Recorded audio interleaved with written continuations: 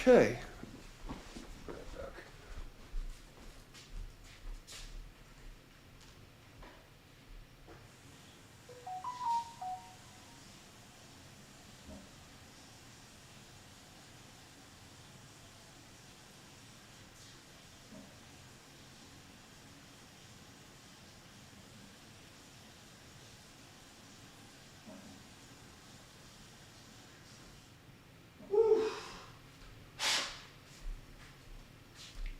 Okay. Where the hell did I put my tissues? I need some fucking...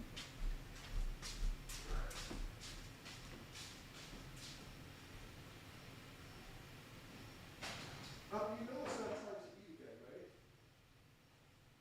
It's like the opposite of time to eat again. You know that, right? You're gonna try to bully me. No, get away from that bully. It's that. Please. If I feed you any more, you're gonna explode, bro. Like, you're literally gonna explode.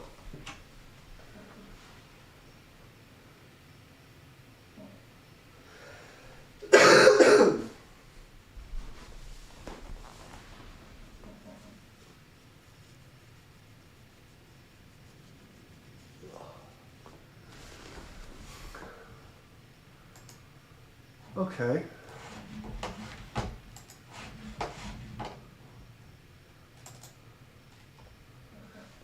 We'll see how many weirdos come to downvote the stream as soon as it starts. That's been the game they like to play for the longest time. Let's let them do it because it keeps other weirdos out of the stream.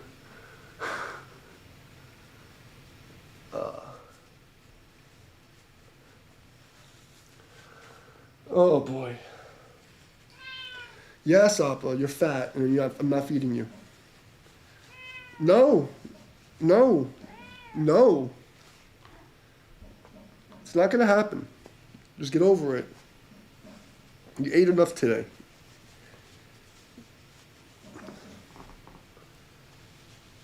You're not gonna bully me into feeding you again. I'm not doing it.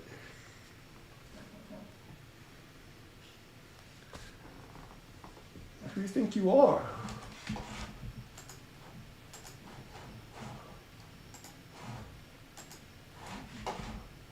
All right. I'm gonna do the thing. What's up, Jesse? Me and my cat are having a debate about how he's not getting fed again because he's fat, and he thinks that if he bothers me in the beginning of the stream, I'll feed him so he'll shut up. That's not gonna happen because he really is fat. And it's also medicated food, so if I don't be careful with the dose, he'll get diarrhea, and he's a fuzzy cat, and then a fuzzy cat with fucking shit all over his ass is not fun. You think so? Appa, you wanna say hi? Come here. Come say hi. Come here. Come on. Come say hi. Show everybody how fat you are. So I'm 6'3". He's pretty big. Get out of here. I think he's 25 pounds. he's big. He's definitely he's not tiny by any means. That sounds pretty close. I think I'm almost slightly off.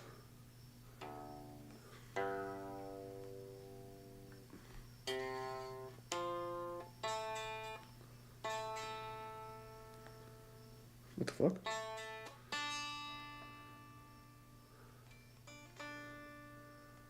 Okay.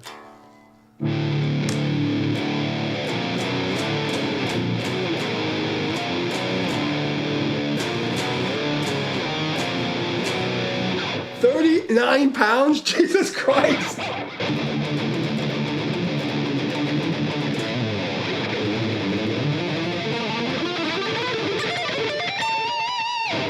£39, bro. Fuck. What kind of cat? Wait a second. What kind of cat do you have that weighs 39 pounds?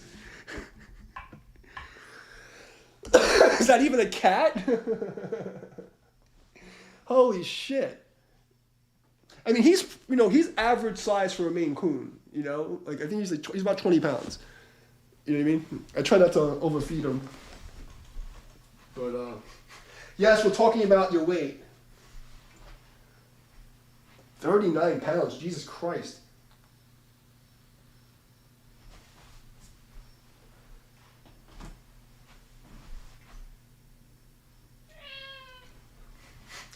You have a 39-pound Siamese cat? It doesn't exist. How do you have a 39-pound Siamese? What in the universal cat distribution system did you wind up with? That doesn't even make any sense. It's like a head with a fucking ass. Like, what the fuck? Can it even walk? You have a fucking 39...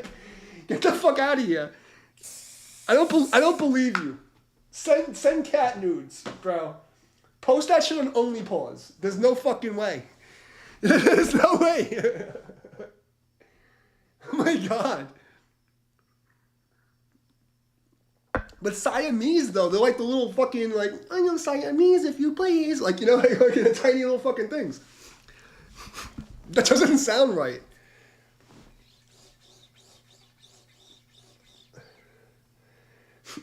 But a Siamese is only like that big, so was it like that? It's an American Siamese.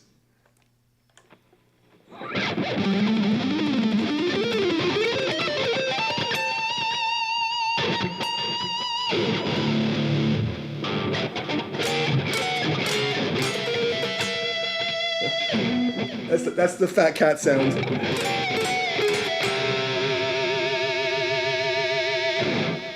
Oh my god.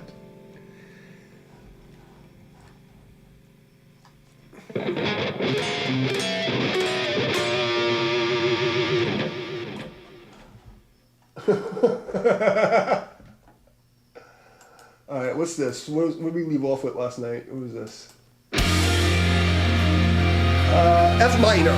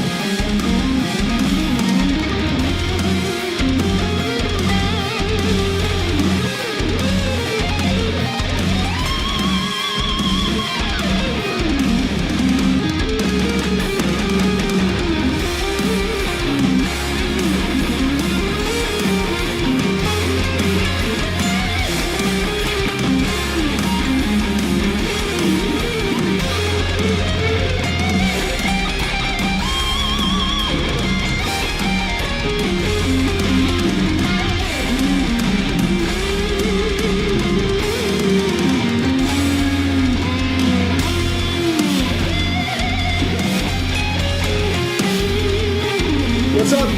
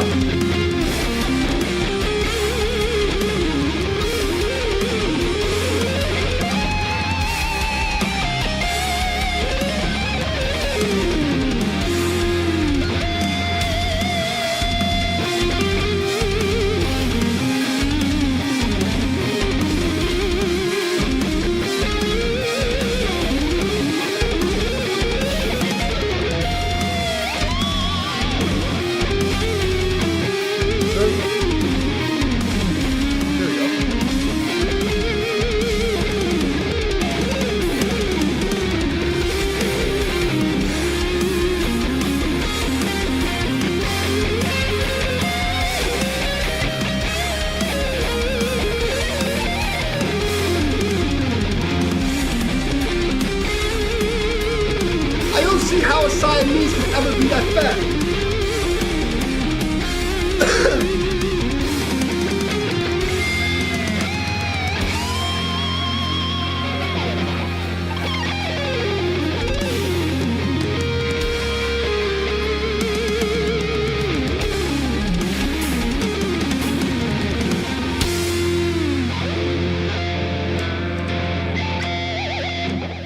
I don't believe that a Siamese cat can be 39 pounds, bro.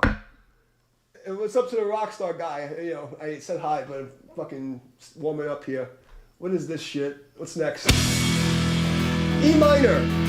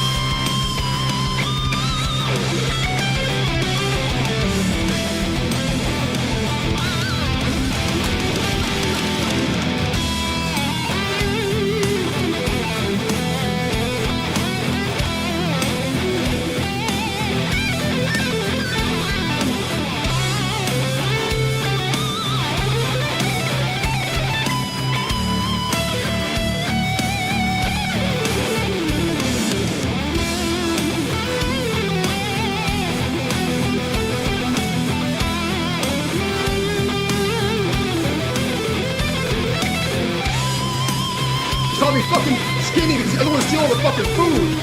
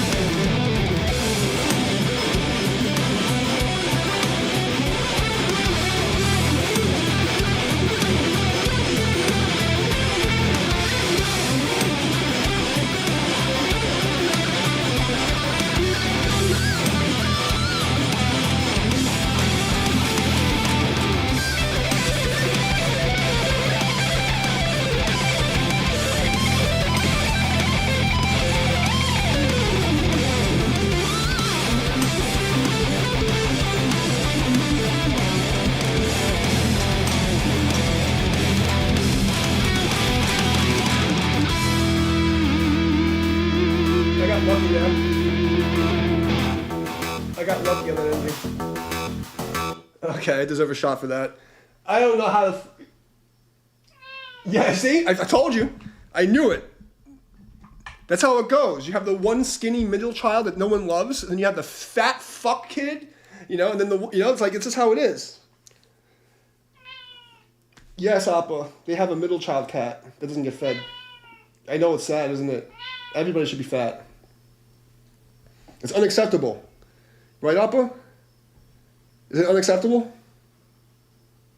Appa thinks it's unacceptable. Yeah, he wants me to feed him again. I'm not doing it. I'm not doing it. Don't bully me. No. Don't bully me. You're just going to knock stuff over and be a fucking nuisance until I kick you out, right? Or you knock something down and run away. Which one is it?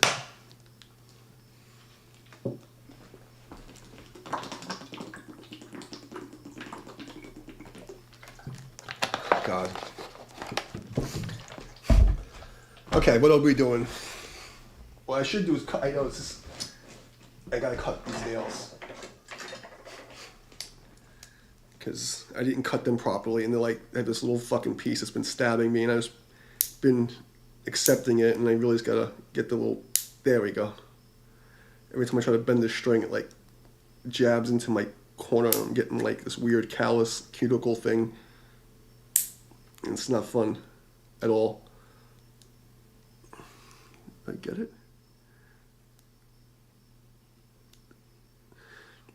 Yeah, I think I got it. Nope, I didn't get all of it. God damn it. Because my calluses are growing over my nail.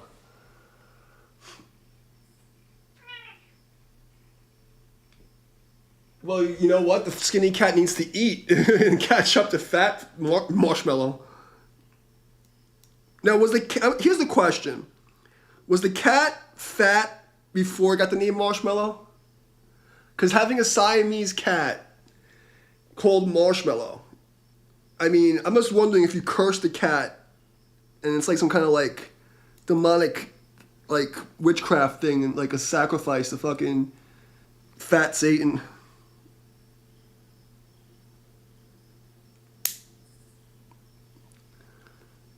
God, my callus is growing over my nail and I can't reach the nail. It's so weird.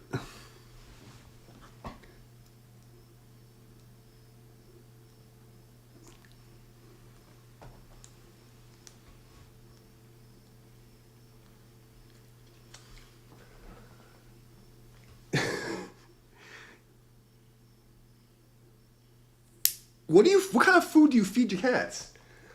Are you feeding it like that regular grocery store shit with all the sugar in it? I mean, I don't really know about cat food because he's been on medicated food his whole life.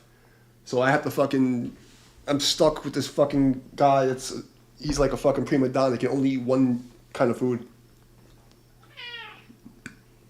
Yeah, exactly.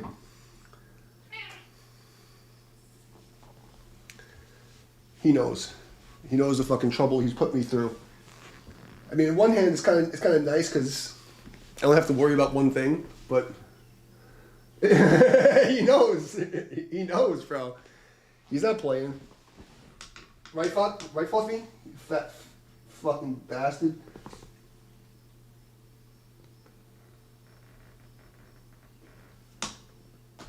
He's just purring by my feet. All right, I think I can get back to playing now. 'Cause that was like actually injuring me.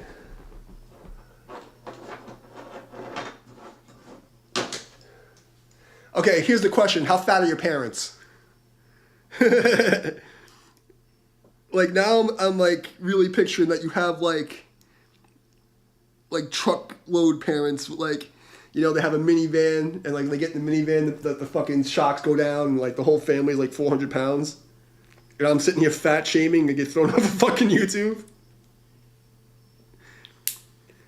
It's bad enough, like, the liberals and the conservatives hate me because I talk too much shit. But I'm gonna get fucking banned for fat shaming cats. You're not allowed to say that. You're hurting his feelings.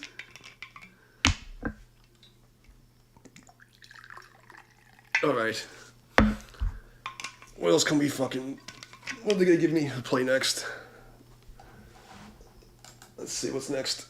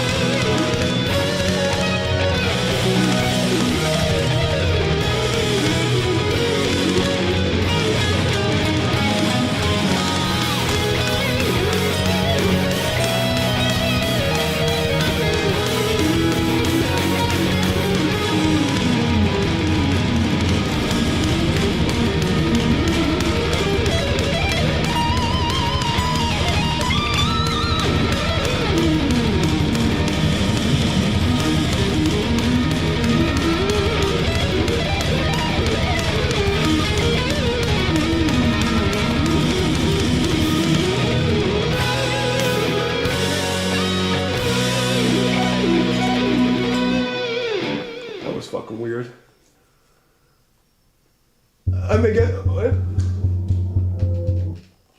Free Palestine. How free Ireland? How's that going? Haven't seen you in a minute. Let me guess what happened. Your cat puked. This fucking guy. Let's have a drink to Ireland. Free Ireland. Let's do the fucking Irish goodbye. What free Palestine? There's no fucking Palestine left. What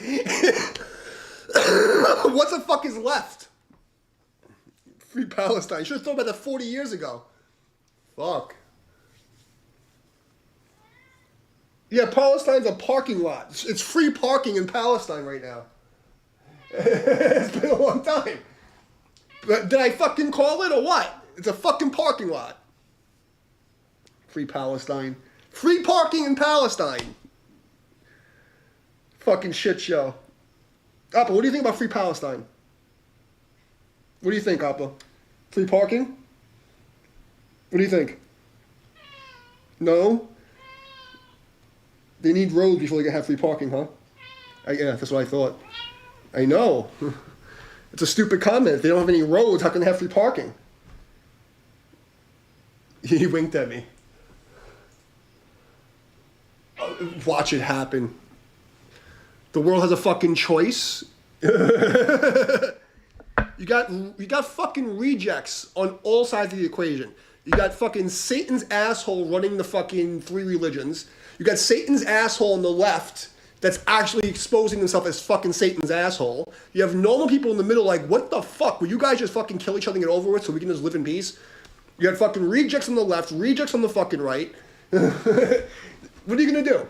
You think going in the street and protesting with a fucking sign and burning your own city down is gonna help the fucking Palestinians when they're starving to death and getting bombed the fuck? Because some fucking group from fucking Eastern Europe that fucking culturally appropriated fucking, Semites and has now like taken over the world by owning everything. And here's the fucking crazy part.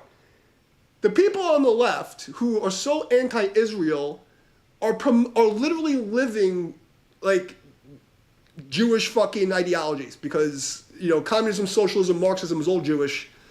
That's not like a conspiracy theory. I mean, that's who invented all that stuff, right? The Bolsheviks were all Jewish. Like where does it all come from? So you hate the Jews, but you want to live by the ideology. Like the whole left is like fucking, it's like brain damage. You know what I mean? Like, we're free Palestine, And then they side with the fucking people, like, they all transgender, but they want to side with the people that would, like, if you go to their country, they're going to hang you. Nothing makes fucking sense. The whole place it doesn't make sense. None of it makes sense. That's why I sit at home and drink and play guitar and mind my fucking business, because everyone's too retarded for me to fucking deal with.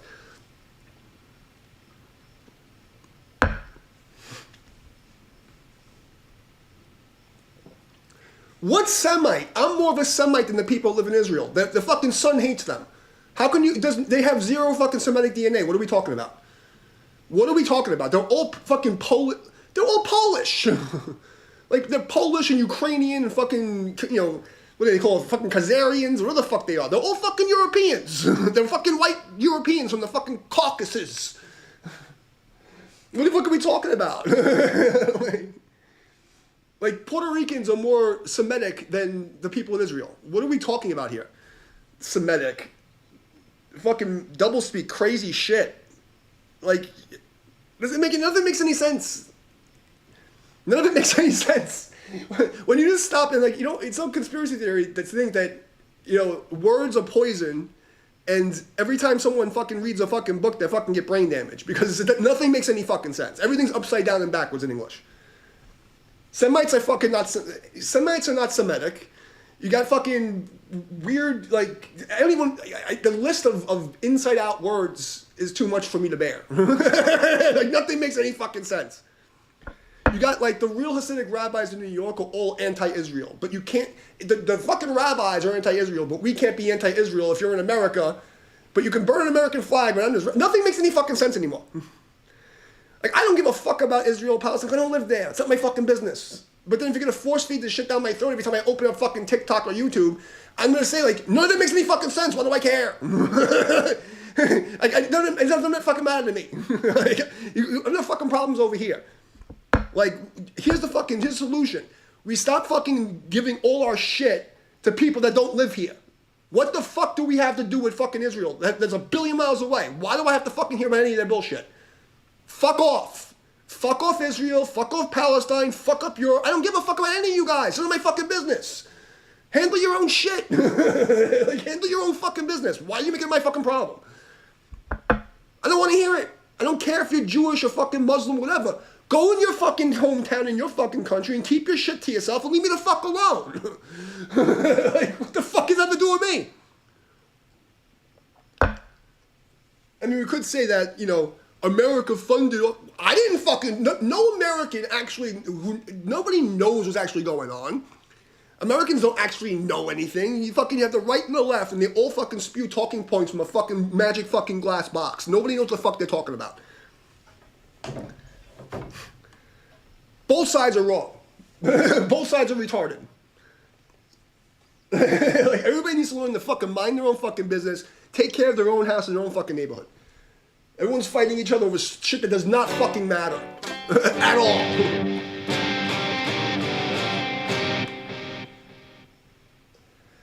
Release the Epstein files. Here's the fucking problem with the double speak, right?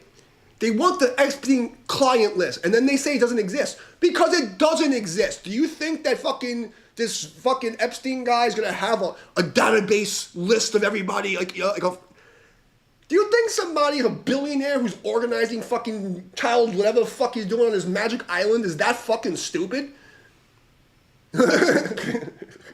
Release the list. Like, that's what I mean. Everyone's fucking retarded. It's like, there is no list. Nobody has a list. If they had a list, they would have burned it already.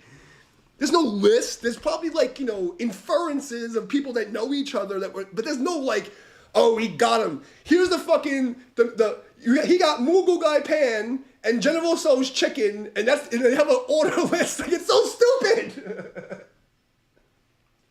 Because it never existed. Just think about it. It's the double speak that the fucking media plays on people. They have you thinking there's a list. And then you actually stop thinking about the real shit that he had, not just a fucking island, but he had some fucking crazy mansion in fucking Ohio or fucking some weird fucking desert place that no one talks about. That you're so busy looking at the list that you're not paying attention to the other bad shit. Who cares about the fucking list? The list doesn't matter. There's no list. Who the fuck?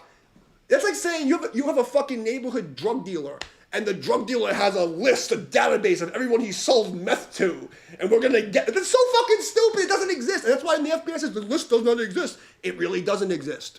And then you're so busy looking at that, you're not asking for the fucking videos to be released. And then he's talking about, like, you know, Trump listen, like him or not, Trump is like the only balancing act that we have. Like, if Trump gets out of office, then the entire world implodes. It's like, you guys don't see the game. It's like Hunger Games. And there's, like, different factions of these super elite people. Because you think that these free countries, no. We're all fucking peasant serfs. We're all debt slaves.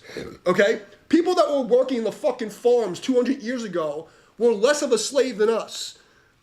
So in order for you to survive, you have to work double the amount that a fucking peasant farmer had to work for the fucking serf king. We're all slaves, and then there's this elite, super elite class that rules over us. And right now, they're having a battle of Satan's asshole and, like, make-believe, like, kind of Christian people, or, like, God-fearing people that, like, want to give us an umbrella when they piss on us, rather than just fucking piss on us in our face. And it's like, Trump is just the face of some fucking faction of, like, less evil people than the fucking psychos. Like, you know what I mean? I don't remember Trump saying that he ever said there is a list. What I do remember is Trump saying, or not even saying, I remember he was the only one that testified as an informant against him. And I remember when I had my podcast, I was the one covering that shit. Like, he was the only one out of all the famous people who actually went and testified against the guy. So it's like, you know, it's like everybody's, you get all your fucking talking points from the magic boxes. The magic box told you, Trump bad, this guy bad. And then your fucking country's getting overrun, and you're worried about fucking someplace 4,000 miles away. Because the fucking TV told you to. It's so fucking stupid. It's so dumb it hurts my fucking soul. Okay? Like, before I got blacklisted and banned, I had my little fucking mini fucking live stream there. It got to a point after the George Floyd thing where I couldn't cover the news anymore. Because the news was so fucking stupid that I couldn't even analyze it and break it down. I used to do hardcore breakdowns, like body like reading or all kind of crazy shit. You guys have no idea. And it got to a point where the news was so fucking dumb, it hurt me to watch it. I don't understand how any of you are still watching anything and believing any fucking thing you see. I don't care what side it's on. But to think that Trump's the fucking, Trump, and the Trump bad, it's like, and then they use Trump as the excuse for everything. I was like, you have a fucking argument with somebody about like fucking, liberals, do you think that you should use fucking like more cat litter because your house smells like fucking piss? Well, until Trump says that cat litter is fucking everybody, then fuck you, I don't want to hear it. Like, what the fuck are you talking about? He said it was on his desk posted because I never seen that. I'm not gonna say you're wrong. I never saw it. But what I can tell you is that this list, I don't think, that's the thing when you talk about politicians. It's always doublespeak and covering their ass. It doesn't matter which side they're on. So they'll tell you something, but because you didn't listen to the words the right way, you know what I mean? It sounds like something and it isn't. And then you go looking for the thing and it never happened. But there really wasn't no list. And like, there is a list. There's no list. But they're not lying to you. There's no client list. There may be a list of people that was on the plane. There may have been a list of fucking people he talked to. There may have been a list of people like, that were like, would say, but there's no client list. It's not a fucking nail salon. Let me tell you something. I worked with actual like, call girl services and fucking like madams in Manhattan and fucking like fetish shit. I worked in that area. Okay? I know how like that kind of shit operates. You know what I mean? When you're in New York, you know people. And I'm telling you, nobody has a client list. Especially a fucking billionaire fucking Mossad guy. What the fuck do conspiracy people say he is? You think some fucking super spy that's fucking, black fucking mailing people is going to have a client list? Do you think Diddy has a fucking list of all the people who went to his parties? Meow, meow, meow. I mean, you know what I'm saying, bro? Come on. I mean, like, come on. It doesn't make any sense. And I'm not saying that Epstein's not fucking evil. I think it's a lot worse than people think it is. You know what I mean? That's the scary part. And everyone's worried about the list. Who gives a fuck about the list? Why are you talking about the list? Talk about, expose exactly what was happening. Right? Show the fucking, like, surveillance videos or, like, show, like, the connections, blah, blah, blah. Forget the fucking list. Something that can be plausibly denied. Oh, there is a list. Well, there isn't a list. Oh, I had a list, but I don't know. And everyone's stuck on the list because the fucking TV told you to look at the list and you're not looking at anything else. That's what I'm saying. People are fucking stupid. I have an IQ of 172. You guys have an IQ of 89. It hurts me to talk to most people. The average IQ in America right now is between 89 and 110. It's like I'm fucking talking to brick walls. It hurts my fucking soul. It fucking hurts. It fucking hurts. I have the psychic fucking pattern recognition on top of it, so I'm like, I see things before they happen. And I gotta, like, talk to everybody with their stupid fucking political ideologies that have no idea what the fuck they're talking about because somebody on the fucking TV that wears their fucking color tie told them to fucking believe some stupid shit. You know what I mean? It's like, fuck. And it's like, do I agree with everything that Trump says? No, I don't agree with everything anybody says. That's stupid. That's what fucking children do. It's like, it's like black and white shit. No. But when it comes to statistic probability of who's going to save the fucking world and balance it out, Trump's the only fucking option. And it comes to the fucking elite fucking factions of like fucking good versus evil, Trump is like chaotic neutral in fucking D&D. You know what I mean? And I'd rather have that than any of these fucking Democrat fucking socialist psychopaths because, look, I'm a fucking native, like, American, right? I'm like actual like island, Native American. I'm a real fucking native. I'm sitting here like, I'm fucking sitting here in the middle of fucking stupid. I don't fucking want to deal with any of you fucking people, right? If I have to watch this fucking shit, and I'm like watching everybody eat each other, dude, in the entire history of mankind, any kind of Marxist socialist communism doesn't work because in order for it to work, you have to put a ruling class in there, then give them guns and give them a monopoly on violence so that they can distribute and fucking act like the nanny of the world. And if those guys aren't the Buddha or Jesus Christ like clones, we're all fucked. We're all fucked. It's just that's the vulnerability. So all the other reading Marx and this guy, this is fucking irrelevant. Because the vulnerability in the system is who's going to enforce it. If those fucking people don't have like Buddhist fucking Jesus-like morality, we are fucked. So, yeah.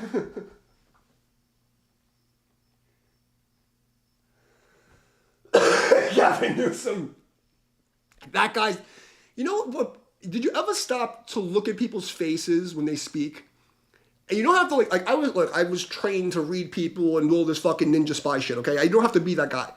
You just have to look at someone's eyes and their face and watch their expressions when they don't, like, especially when people don't know you're watching them, all right?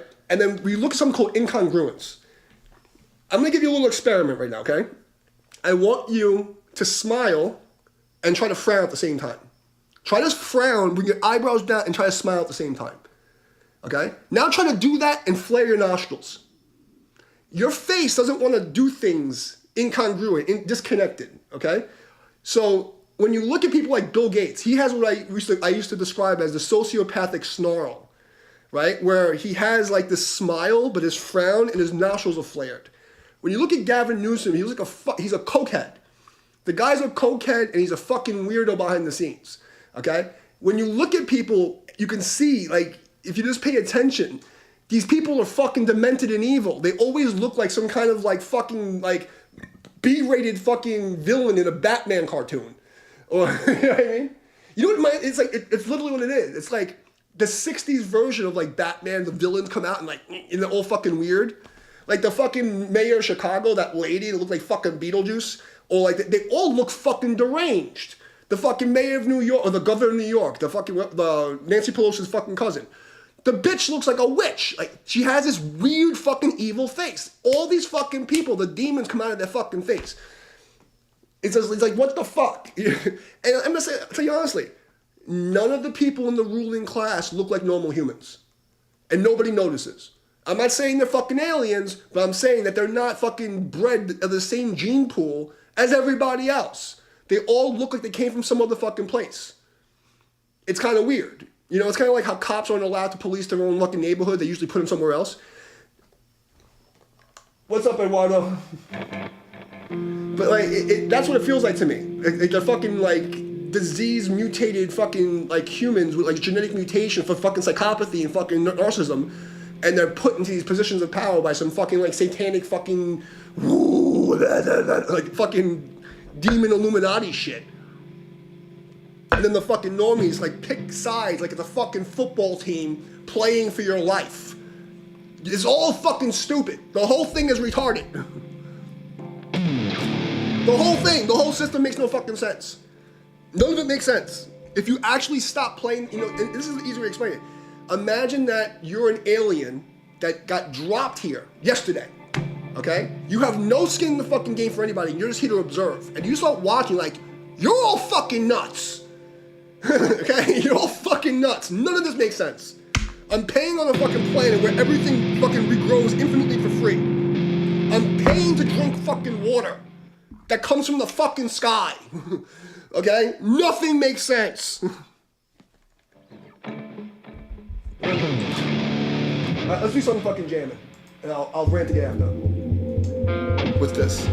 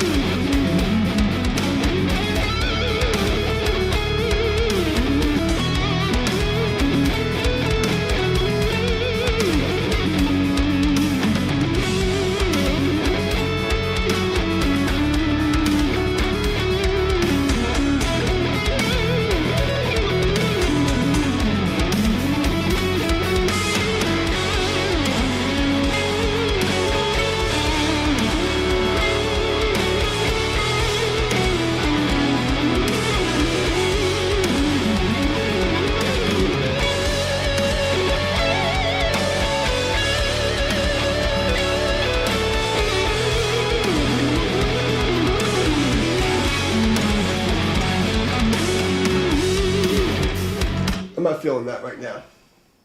I need something scary. No, fragile. Get the fuck out of here. What's this? What's this? Modern technical. No. I remember. I want some fucking scary neo-classic. Okay, 80s hefty metal backing track in E minor. Try this.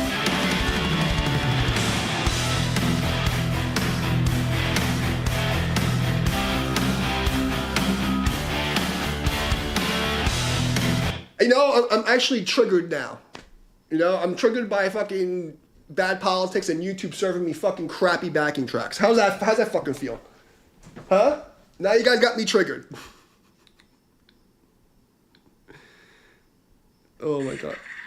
Let me see. I want to make sure the stream's actually still fucking running. Let me see. I want to make sure the stream's actually still. It says only one person's here. I'm talking to myself. There was like fucking 5 people here before at least. That's so weird. Alright. Well, good. I'm glad nobody's left.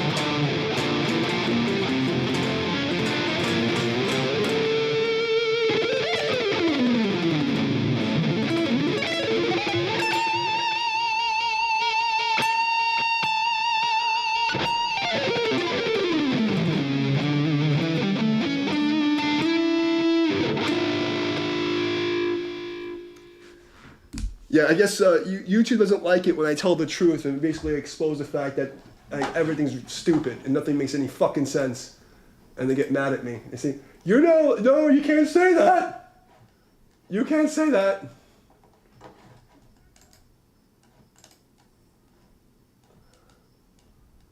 Don't say that to the people.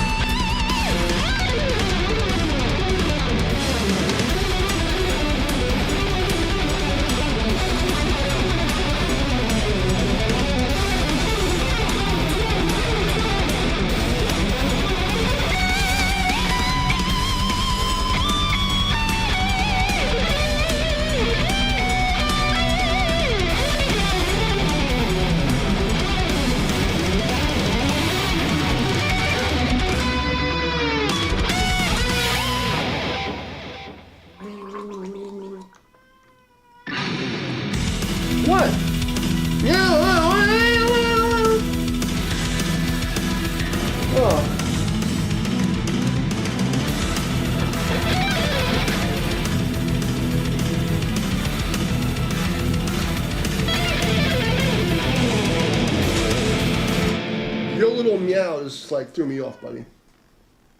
What's up? ¿Cuál es tu problema? ¿Qué pasó, el gato? Meow.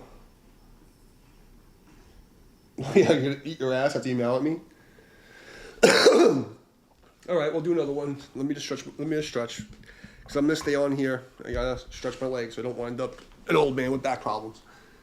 Oh man. Yes, Apple, I know. People come and go as soon as I start doing the scary guitar stuff. Oh God.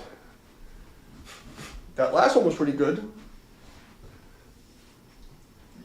You're mad at me because I stopped playing? Is that what it is? You just want more food.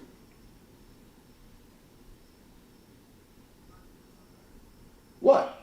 Don't look at me like that. Don't look at me like that.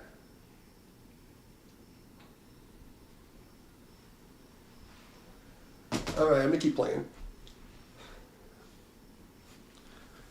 We're gonna keep going. Not that anybody appreciates me.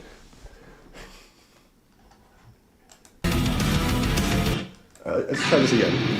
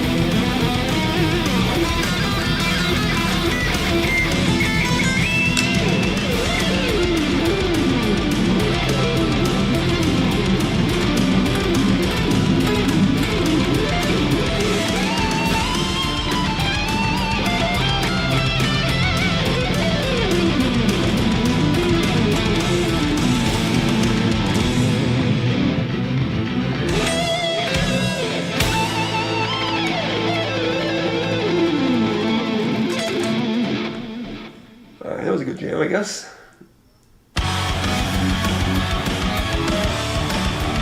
Heroic power metal.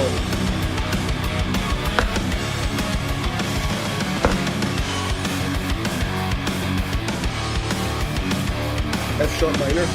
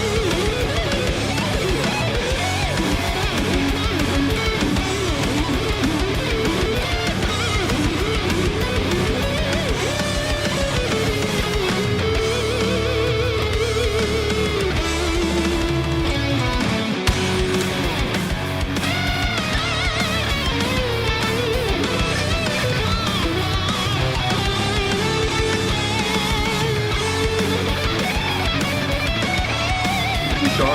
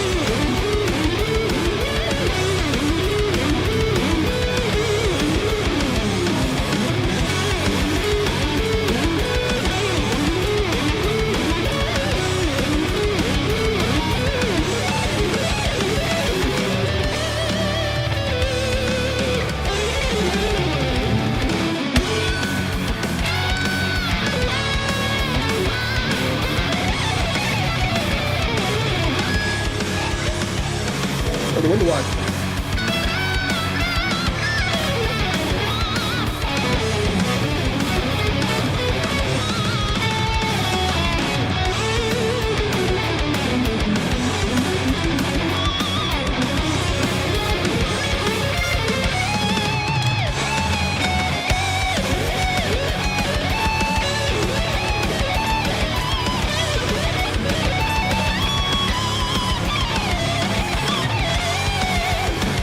Like that. Oh god, I'm itchy. I'm sorry, Apple. No one's here. It's okay. I can scratch my face. I'm just practicing. Don't get mad at me because I fucking stopped playing for a fucking second. I'm itchy and there's nobody here. It's okay. I can fuck off a little bit. Nobody cares. It's okay. I'm not getting paid for this shit, Apple. I'm not getting paid for this. I can relax a little bit. Is it okay with you? He gets fucking mad if I stop. That was the end of the track anyway. Fucking done. There's only so many times we play the same fucking riff. This is fucking shit.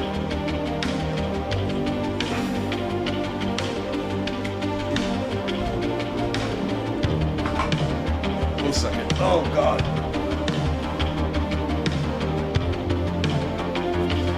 No, I'm not feeding you, bro. Stop. You're stretching.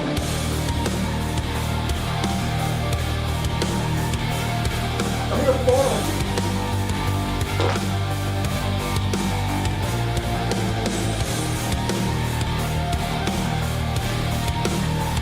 Alright, this I never heard this before. Alright, what is this? What is this?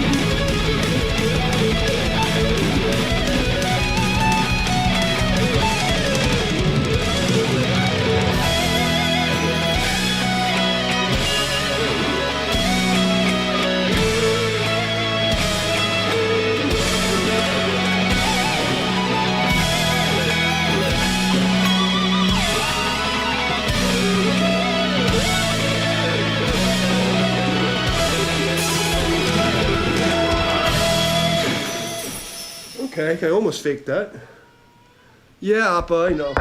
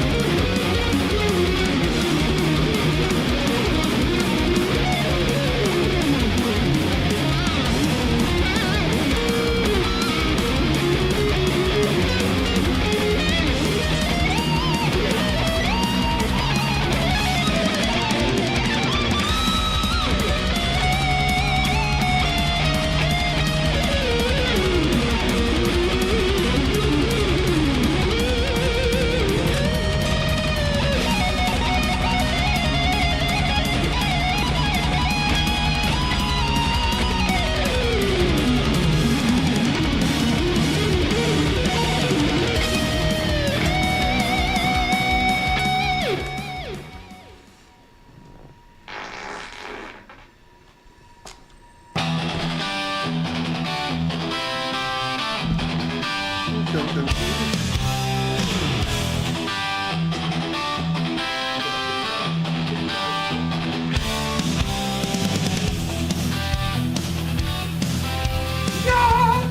the fucking game shit.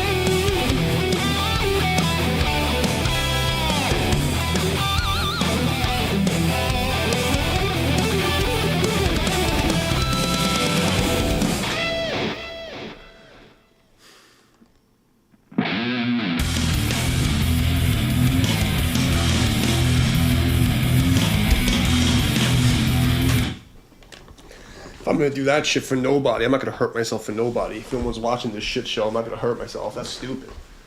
Oh god. All right, Appa, I'm gonna give you treats. Come on, because you're being a fucking brat, and that's just stupid. You're not gonna leave me alone. I'm gonna give you some treats, but you're not starving. You're making people think I don't fucking feed you. It's not cool. You get fed twice a day on a schedule. You don't need to be eating any more than that. Here. That's it. Don't cry to me anymore, because you're gonna get fucking fat and shit yourself, and then it's my fault. I don't want to hear it. Fucking cat bullying me. I swear to God, he just bullies me. And now he's got this thing where he's on the, if I don't fucking feed him like treats on the stream, he just yells. It's like, you're gonna feed me. You have thumbs. Do your job.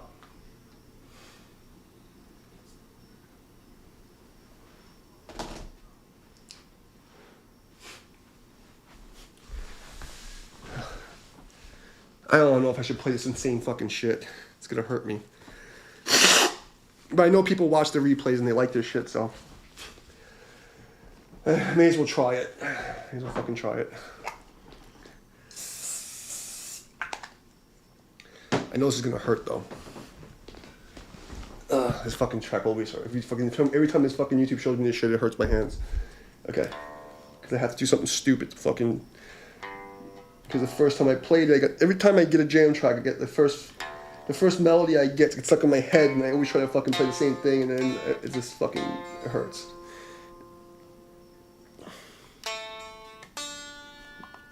Oh God. Oh God, what am I doing to myself? I'm really gonna do this? Oh, fuck. I have to prepare myself for this. Oh God. Why am I doing this? Why am I doing this to myself? Oh, I know why. Because the fucking world's imploding. I don't want to fucking hang out with anybody because they're fucking retarded. Okay. Oh God. Let's go again.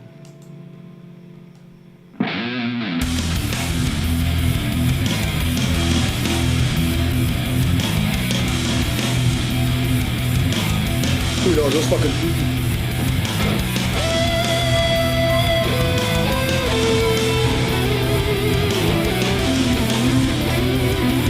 Let's key change.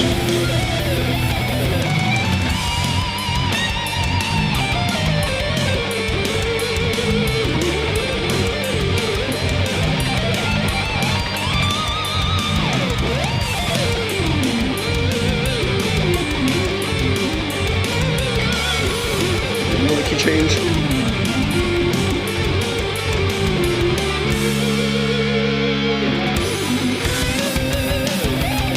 What's this?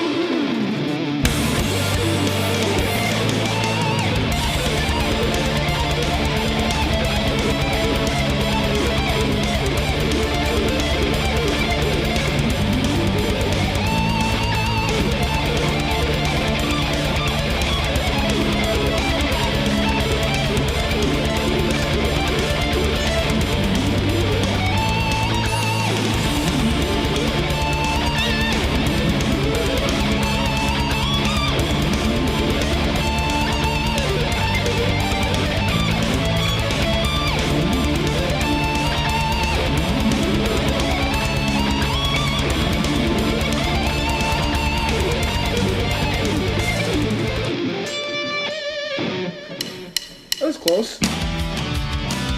What's this? D minor. We're gonna do D minor.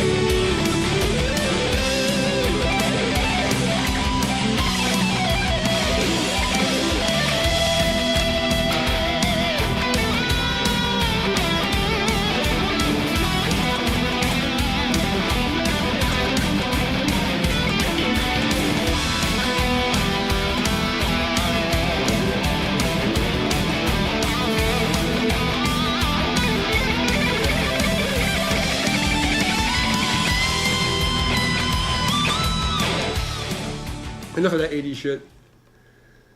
Whew. Yeah, the 80s shit's kind of boring, but we gotta practice it anyway. So it could be cool.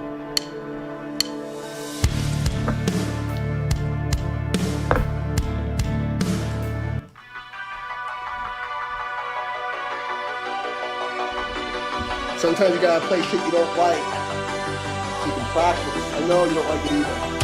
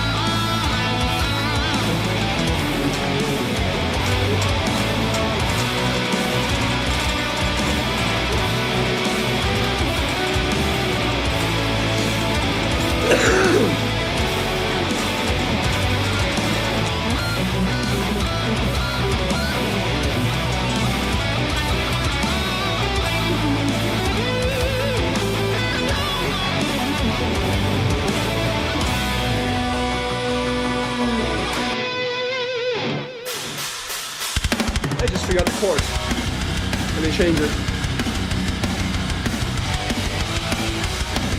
Oh.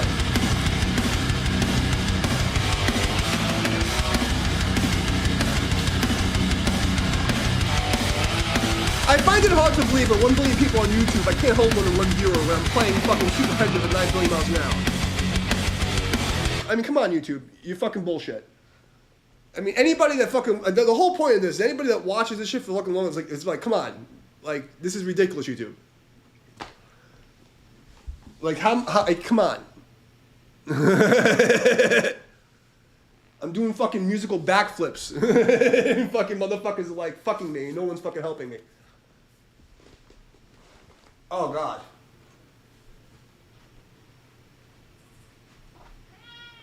I know, Appa. We're fucking communist scumbags.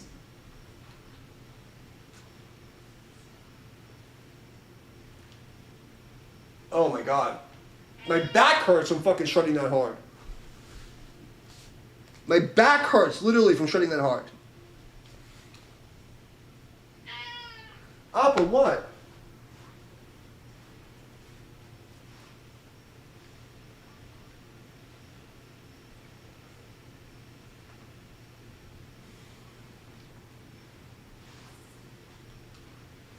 It's okay.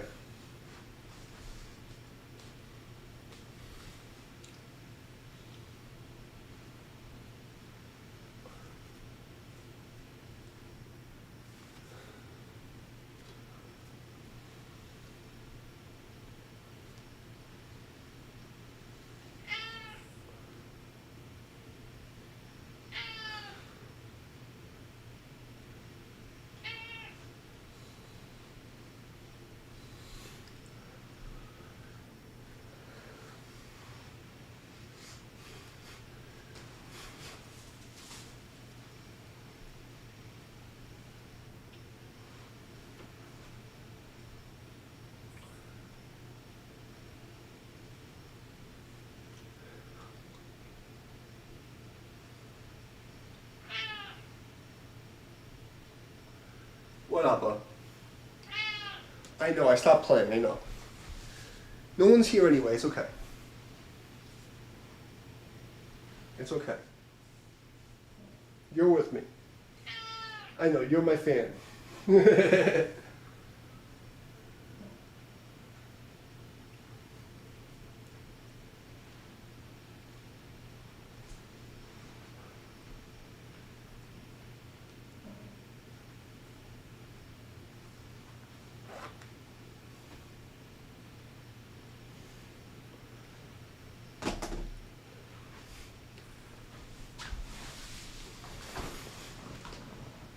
Let's see how many people showed up and looked at me with their YouTube. 600, one concurrent viewer.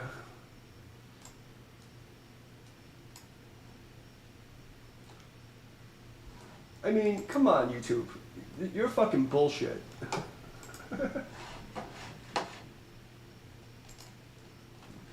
All right. I think I got my practice in. How long have I been going for? How long should I be running for? That's what I need to find out. Did I do enough? Just tell me how long I've been on. I started, it's 2 hours. 2 hours of practice. I'm old, I don't need to be fucking killing myself anymore. The real issue is when people like look and see it's not possible for me to be this fucking nasty at everything I do and like have my view counters go backwards. There's gonna be a point where the system breaks and someone stands up for me. That's the fucking goal.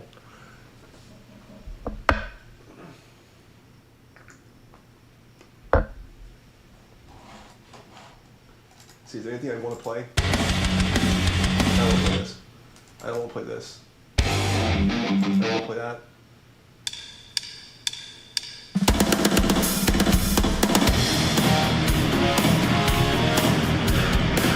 I don't want to play this either.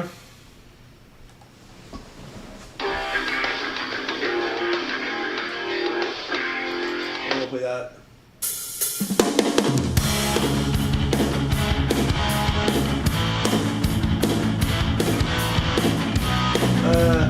either.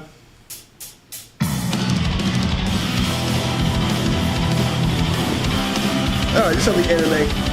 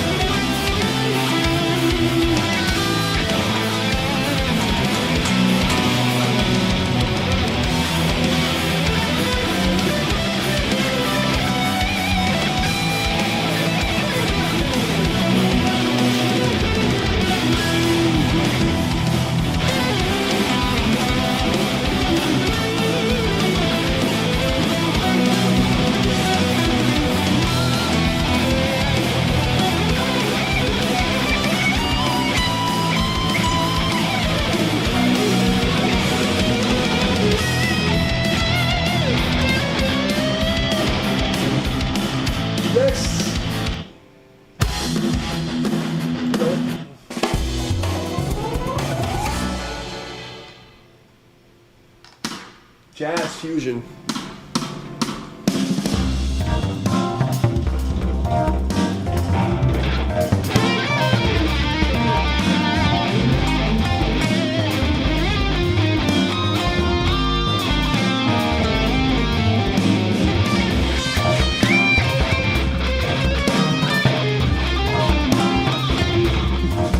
I don't care about that either.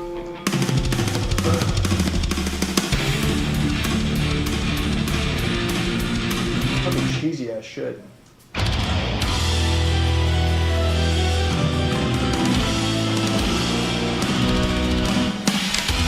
Minor?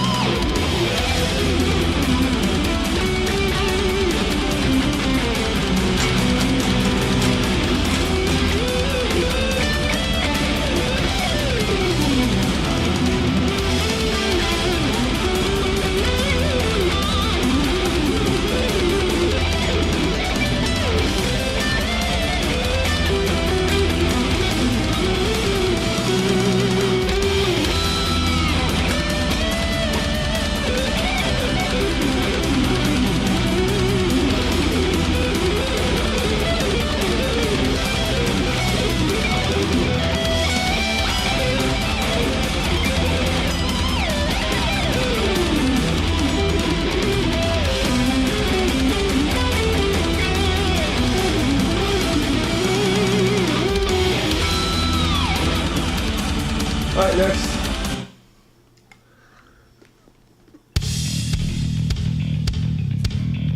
We got lockjaw for some reason.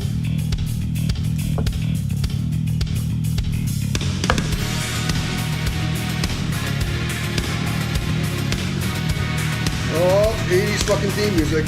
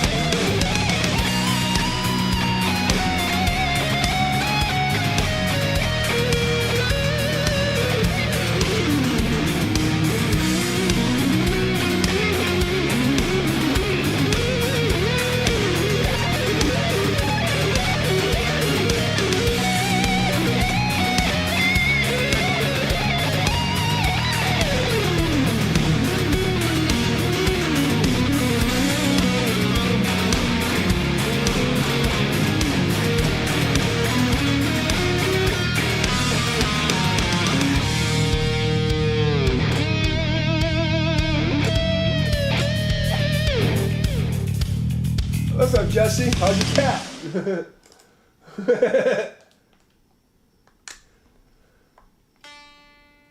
I gotta open this up, because if I keep tuning it from here, it pops. That's what I've learned. Yes, Appa, I learned my lesson, so we're not gonna break the fucking string again. The only string on this guitar that, and I don't know if it's I'm bending too hard the way I'm tuning it, but it always pops from the fucking bridge, and I don't.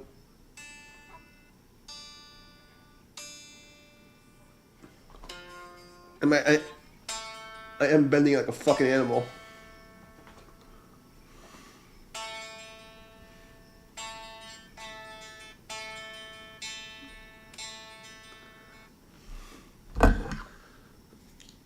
I will say that the Kaler bridge is the best thing that was ever invented for a fucking guitar. And it's way underrated. I have to say that. It's the only fucking like floating trim I have because Floyd Rose made me sick. Yeah, your cat. My cat's still here mad at me because I won't feed him. I gave him treats though.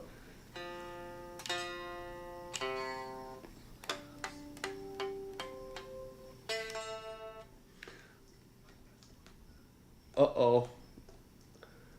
I didn't tune I didn't charge the tuner. I fucked up. It's been like a month and a half since I charged the tuner. Let's open up the programs. Doesn't matter what project I open. I have the tuner on everyone. So I can properly tune this bitch. Until let's put some death metal.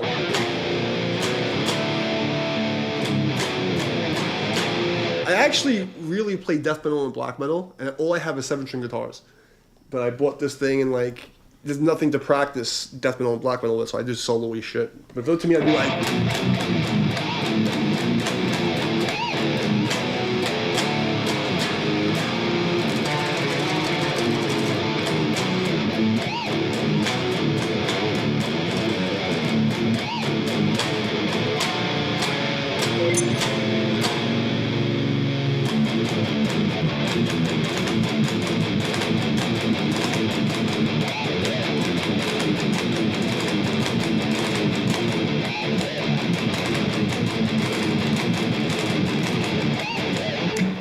If you play shit like that or like...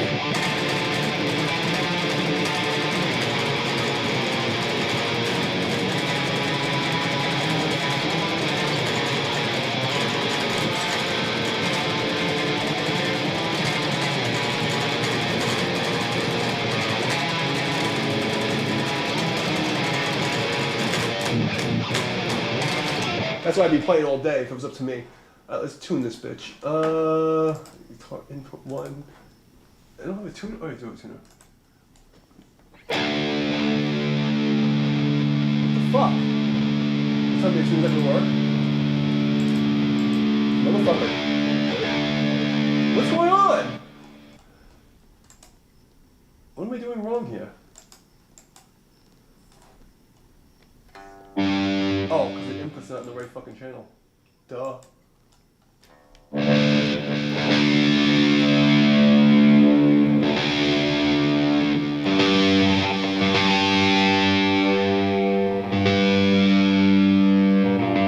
you gotta listen to it because I'm using the program, so you gotta listen to the tune, sorry guys. Okay, we're good. You don't have to hear that anymore. Sorry about that. Okay, let's get rid of this. What the fuck? Why'd I open it twice? No, we don't need you. Shut up. Go away. Oh, it's frozen. Go away! I didn't ask you to do anything. Okay, whatever. Fuck off! Fuck off! I didn't ask you to open twice. I didn't drink that much. Okay. So your cat weighs 40 pounds? How do you know? Are you lying to me, bro? Don't fucking lie to me. We gotta play some evil fucking choir music for your cat, because your cat's evil. Where's my choir? Hold on. Because like, when I think of your cat, I think of something like fucking, let's see, where's my choir at? That's my choir. I think it's something like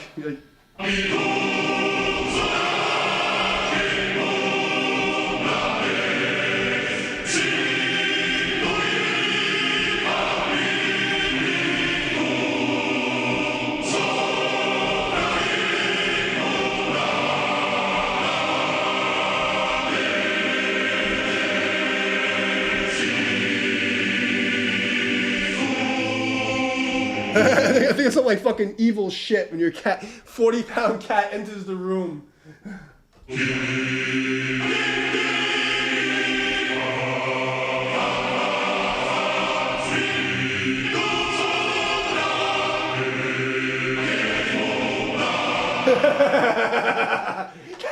That's your cat's theme music when he walks into a fucking room.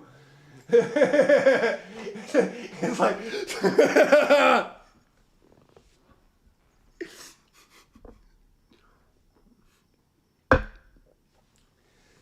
Yo, you gotta go into my Discord and post pictures of your fucking cat. I want to see what a 40-pound Siamese cat looks like. Like, I'm really a dog person. Like, I've had pit bulls my whole life. My last dog died on Christmas. But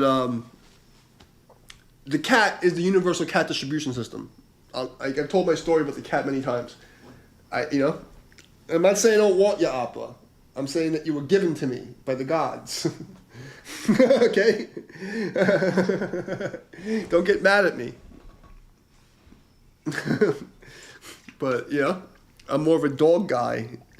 This is the only cat I had one of my own. I had one other cat called Tabitha, and she was an outdoor cat. She came to my house on her own through my window. And when I moved, I tried to give it to one of my bandmates, and she fucking bolted and ran away. No one ever saw it. She was like, I'm not having that.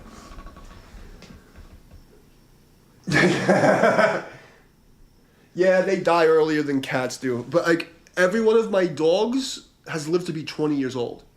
Every one of them. It's fucking weird. I had one pit bull golden retriever mix.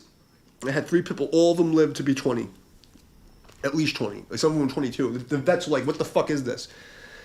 And I don't know why, I mean, I guess I'm vegetarian, not that I'm saying, but like dogs can eat vegetarian, so they get their regular food and their wet food, but then the only table scraps they get is vegetarian food, so I guess that's probably what it was. My mom's not a vegetarian, she had my other dog, and he was a 22, so I don't think that's it either. But they eat pretty clean, I guess, my family doesn't eat like shit. I don't really talk to my family. My family, though, they're kind of retarded, but at least they don't eat shitty food. 17's still pretty old. I mean, that means they're happy. If they stay with you that long, that means they're fucking happy. So you must have done something right. What am I listening to? Pick a style or a key. Do you play guitar? Jesse, do you play guitar at all? Or are you one of the martial arts people? If you play guitar, pick a key and pick a style. Because I'm getting bored with this shit. So Jam Roulette started 3 months ago, and the whole idea was for me to get back in shape, and all I do is just play whatever comes up. But I've gone through 100 tracks, so I kind of know them. Some of them I only play once or twice, but it's still I've heard them before. Oh, you don't play? Okay. Well, that's okay. Anybody else who's lurking in the stream, if you play guitar, anybody else lurking, pick a key and pick a style, and that's what Jam Roulette's all about. I don't know what I'm playing against. That's the whole challenge, to get my ear training up. But we'll do whatever pops up,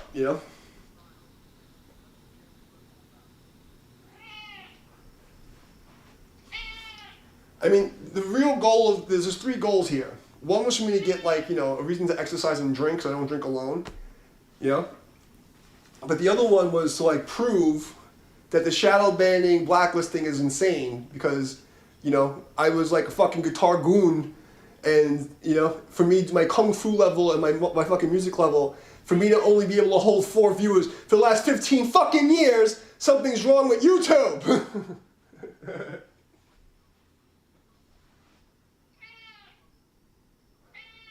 Yes, Up, I hear you. I know I'm not playing, so you can yell at me. Can I get fucking 30 seconds, bro?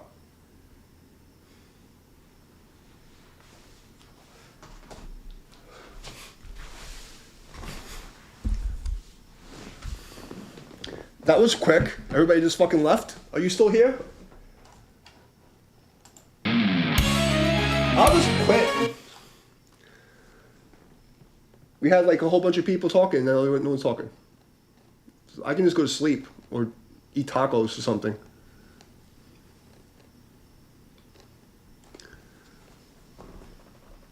Oh, you gotta go? Okay. Well, at least you said goodbye. Unlike the other fucking retards that come in and fucking don't even talk.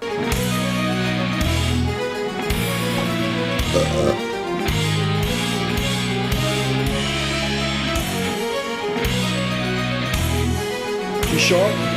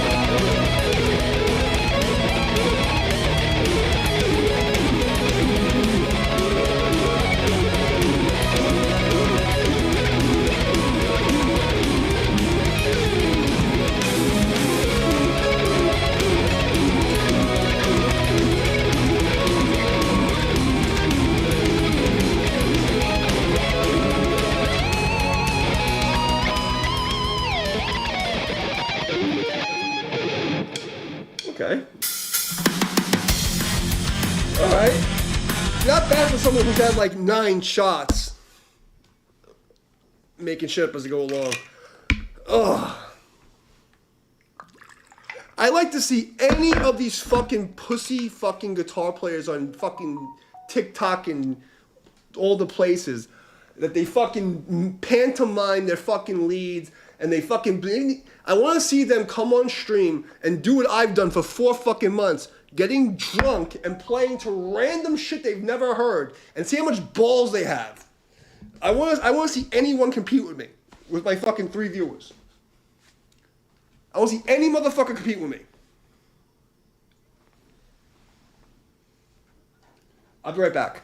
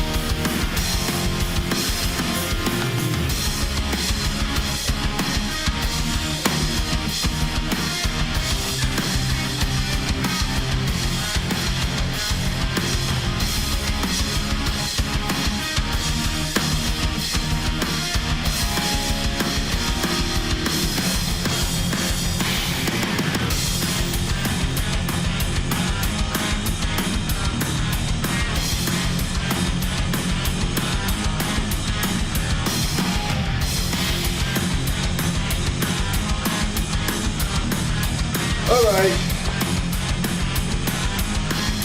Is anybody still witnessing the shit show?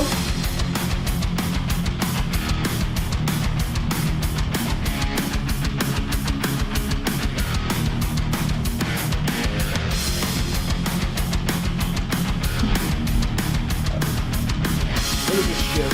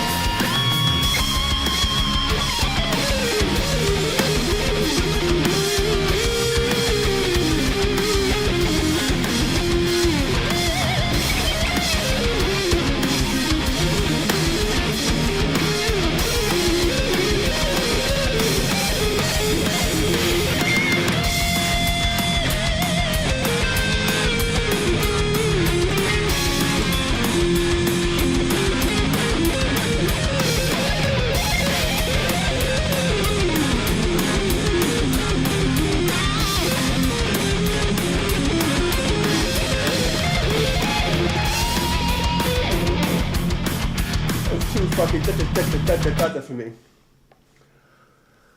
Alright.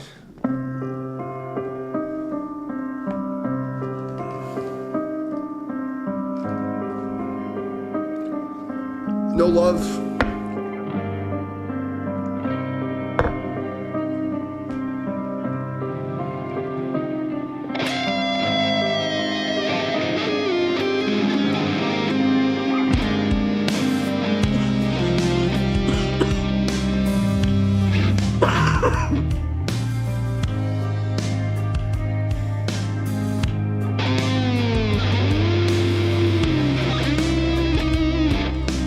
I don't know why I'm doing this. I'm done. Fucking YouTube and their fucking bullshit. I set out a challenge to anybody on the fucking internet. I want to see any of them try to do what I do. I don't give a fuck what international band they're in. Take 10 shots of whiskey and play the random tracks and let's see how fucking good you do. Let's see how good you guys do when you're not fucking prepared. I'm Gen X, when you actually had to have skills and actually fucking make believe you were a fucking musician. So, that's my challenge. I guess I'm done. Since YouTube decides I'm not allowed to have any friends. You know? But I'm good. I'm good on this. I don't want to fucking hurt myself.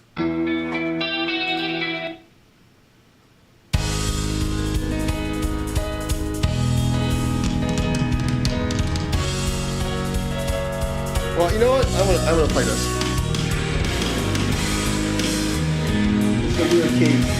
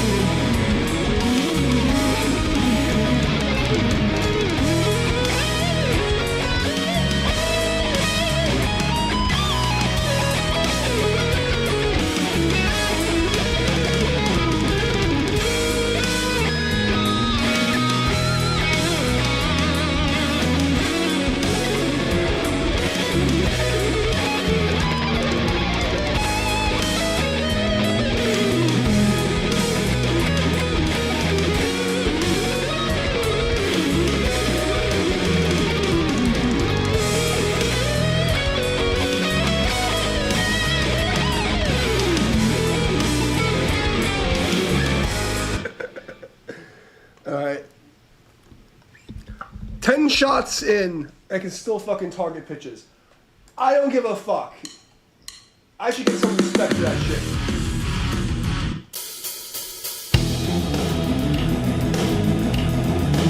I will save it for tomorrow. Alright guys, I'm gonna go eat some tacos. Everybody who watches the replay, I love you guys. Everybody who watches and hit the like button, go fuck yourself.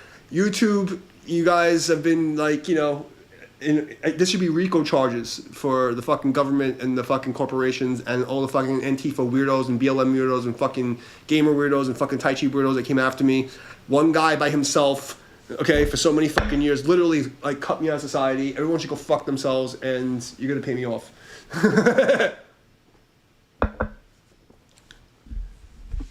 Alright, let's do this. We'll do one more because I'm not gonna eat tacos yet. What's this?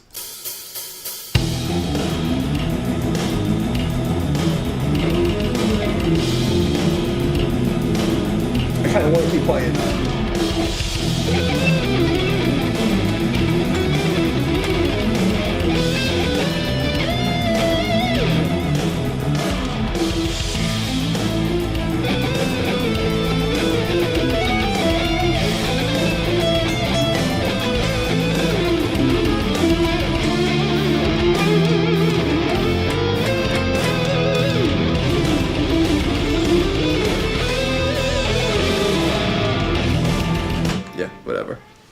I'm just making a mess.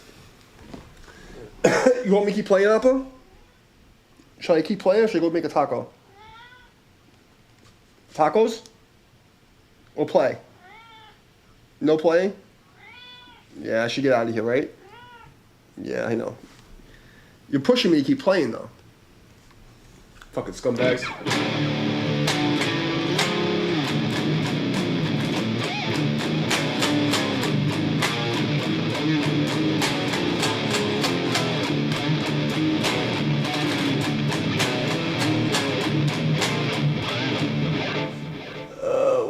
I don't know what the fucking key this is.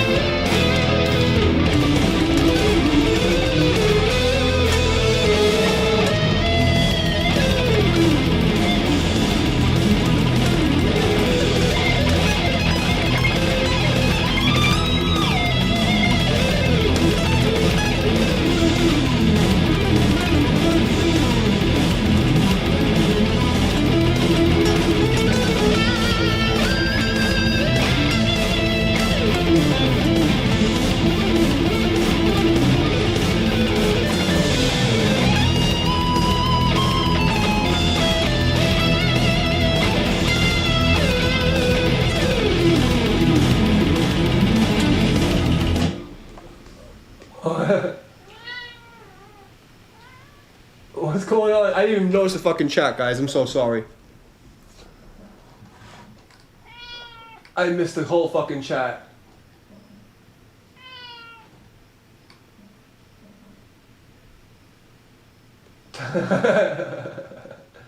No, there's a lot of Tai Chi metal guys.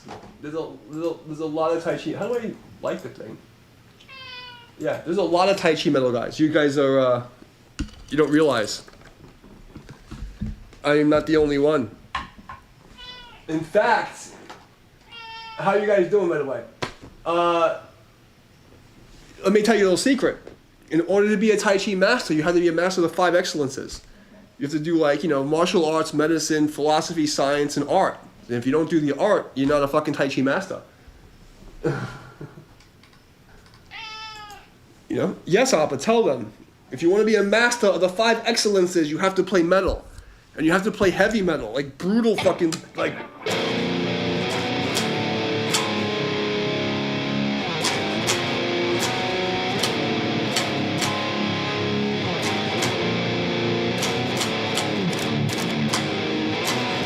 Right, Apple?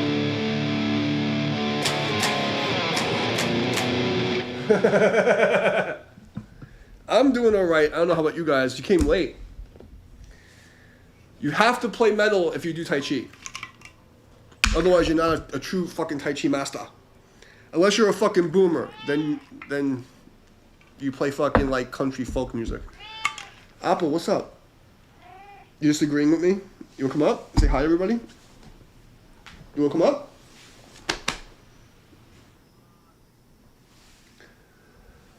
Yeah, so I've been playing for like, 2 hours, 3 hours of fucking brutal metal. And then, I think I'm 11 shots in, and I'm still able to hit pitches. So, Tai Chi for the win. Not bad for a fucking guy going on half a century old. I think, I did okay.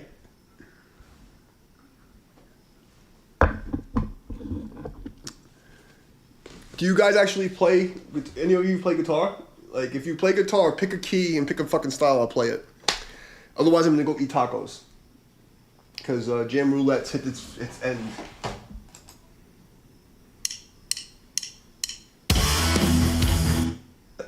Well, if my chords, you play guitar?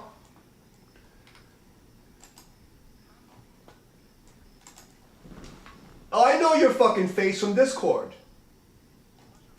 I know you. You're the Discord guy. What's up, buddy? Yes, Appa. You want to say hi? Come say hi. Come say hi. Come say hi. What do you want to come to my lap or not? You're being a brat. Oh. No, that's not a stalker. Stalkers are the fucking weirdos who watch me and don't say anything and don't like and fucking don't comment and then troll and talk shit. I have a fucking 100 stalker fans, you guys. Like, cause you guys, I had a gaming channel. I had a political live stream. I was a fucking bondage rigger. I was famous touring as a fucking adult performer. I've had so many accounts where people stalk me. That's not stalking. Stalking is when fucking weirdos sit there and fucking... I have guys who've stalked me for 10, I'm not even joking, 10 fucking years, where they'll go and they'll watch every stream, and then they'll try to find something so they can go and post in the fucking forums so they can try to cancel me from fucking people that don't give a fuck. That's stalking. I got like actual stalkers, like dangerous stalkers, who I pray one day try to fucking like pull a fucking Kirk on me so I can fuck them up. That's real stalkers. That's real stalkers, bro. You have no idea what stalking is. You're just a fucking guy on YouTube that watches YouTube videos. It's a fucking big difference. I got fucking people with no fucking life. They hate me for fucking, like, literally, like will hate me for 15 fucking years. I got guys from my gaming channel, Psyops Gaming, that stalk me on my martial arts channel that hate my guts because I beat them in a video game 12 years ago and they still can't get over it. I'm not even joking. These fucking people are insane. Of course they're fucking crazy liberals. Fucking communist cocksuckers. Because who else does that shit? But part of the reason I do this is because I won't drink by myself. So there's three reasons. One, I wanted to get my guitar skills back up because I was supposed to fucking do some fancy music stuff. Because that was my main profession when I was like growing up. And two is to prove the fucking to get a record of all the fucking YouTube and TikTok and all the fucking bullshit's going on. And three, so I don't have to drink by myself because otherwise I'll just have one shot and go to sleep. I won't drink to get drunk if there's nobody around. But nobody knows this, but Chen Menching was alcoholic. Well, not alcoholic. I think what it means he was just drunk.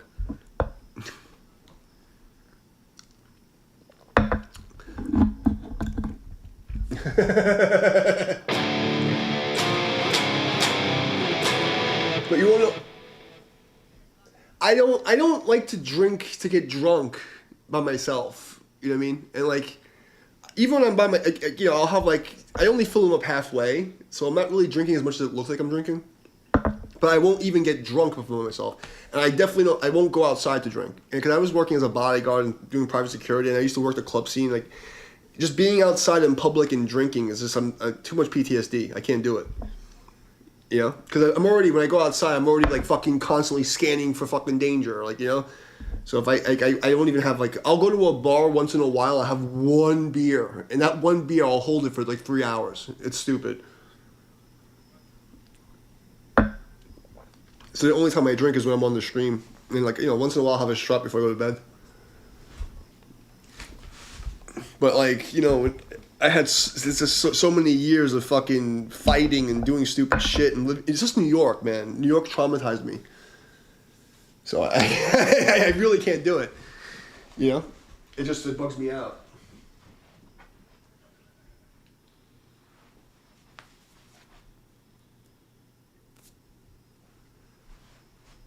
But this is a little secret. I actually learned how to play guitar on an acoustic.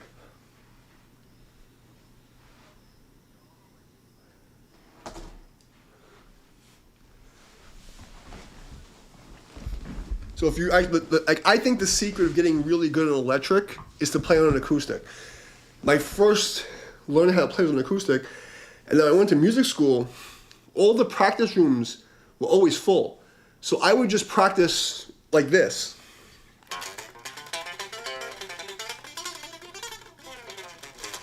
I would just practice on a fucking acoustic. Exactly. I mean, I don't look big on the streams, but I'm actually 6'3" and 210, 220 pounds. You know what I mean? So I'm a lot bigger in real life, because I'm tall. And also because my muscle is dense. I don't look as big as I am. And that's why a lot of the Tai Chi people fucking underestimated me. I'm they don't understand. I'm actually a big motherfucker. I'm a big motherfucker, and I got into a lot of fights in my life. A lot, way too many to be proud. It's bad. And it's weird, because you've been following me a bit. I've been talking Tai Chi and martial arts for 24 years on the internet. You know what I mean? And I was already, third dan black belt, 5 years, 10 years experience when I started talking about that. And these are people, I didn't even realize how fucking retarded they were. I was working private security as a teenager, you know what I mean? And I get into arguments with these people online that have no real life experience, and they don't even realize, so many people, they don't even realize how actual big I am. I'm 6'3" and 210 pounds right now. You know what I mean? It's kind of weird, So I know what you mean. The short guys, they always have a fucking, oh my God. It's always the fucking short drunk guys, and they have that fucking Napoleon complex, man. Oh my. I worked with the fucking bars and the clubs for so many years. I can't tell you how many of the fucking short retards that always want to start shit. It's always the short guys and the girls. The fucking women are the worst. I actually was a stripper for a little while. I did a couple Chippendale party type things when I was young, in my 20s. I did 3 of them, and never again. Never again. The 2 fucking worst parties I ever had to work was working girls weddings and anything with black hip hop. It was the fucking worst. Holy shit. Every fucking time. The girls were the worst, man. They'll claw you and rip your fucking clothes. They're fucking horrible. But the black parties were the fucking worst. And I'm not saying this, I'm racist, I'm Puerto Rican. I'm saying this because anybody who's done security will tell you. Every fucking time, it's either a fucking bachelorette party or a fucking hip-hop party. There's always some fucking drama. If you've done security for a fucking club, oh my fucking God. Anytime it's like a fucking chick night or some fucking like hip-hop fucking rap shit, it's always a shit show. You're prepared for fucking nonsense. And there's always some short motherfucker who's got like fucking a little dick who's fucking pissed off. Every fucking time. Oh my God. When I first started doing security, I was in the Guardian Angels, and one of the guys, he started his own security company. And my first fucking event was on this fucking party boat off the fucking West Side Highway. And it was this short little motherfucker. It started a fucking brawl of like 30 fucking people. We had people in the we made a brig in the fucking boat because there was so many people fighting. It was just so stupid. There's always the shortest motherfucker that starts the shit. Every fucking time. Every fucking time. I mean, and this is going back to 1990 fucking whatever. You know what I mean? It was different back then, you know? Like, but, God damn. Like, every fucking time. I can't, and like, it's like literally I'm looking at this guy like this, like, you know, he's a fucking short guys. And it's weird because like, the tall brolic motherfuckers, they're not the ones starting shit 90% of the time. I know it sounds crazy, but like you're right. It's like when I go back to all my years doing private security, like even as a bodyguard, I was like, it was always some short ass fucking little motherfucker starting shit, or some girl that was. It's every fucking time. And I guess I'm lucky, you know what I mean? But like, you know, there's been like, I'm not gonna lie, there's been times where like there's some big motherfuckers we had to take out, but like 5, you know, I'd say like 6 out of 10 times it was some short little fucking jerk off. Like, you know, it's like. Every fucking time, man. But honestly, like 7 out of 10 times, it was the girls that started the shit. Like, the fucking girl, I mean, I don't know about now, because I've been out of this, like, I stopped, like, doing events in, like, 2018? When did I leave New York? I left New York in 2019. I think the last event that I did was 2018. Maybe 17, 18, I don't remember. But it was still pretty chill. Like, I did private parties and things like that. So, like, you know, the last person I had to, like, smack around was, like, 2017 and 2018. Like, no, I'm lying. I mean, like, there's people, like, I on New Year's Eve, like, 2 years ago on New Year's Eve, I fucking beat the crap out of somebody in North Carolina. But, yeah, when I was, like, actually working professionally, the last, like, incident I had was 2018, 19. It was a short guy. I froze. No.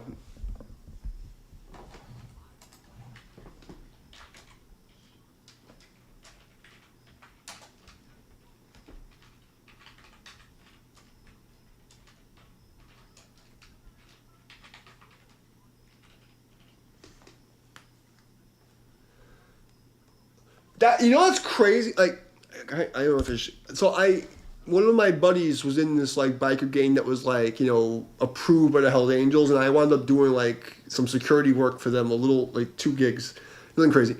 But I can say every biker event I've ever done, you know, I'm not, like, you know, I'm not affiliated with any, like, 81 or any of these guys, but, like, my buddies are affiliated. And I can honestly say anything I ever did with the bikers was always, like, super respectful. Bikers were like super respectful. I mean, I ride a sport bike, but here's a crazy story. I can tell the story. When I first got my sport bike, my first real ride, my buddy, he was in this, you know, this group, and they were like under the Hells Angels in New York.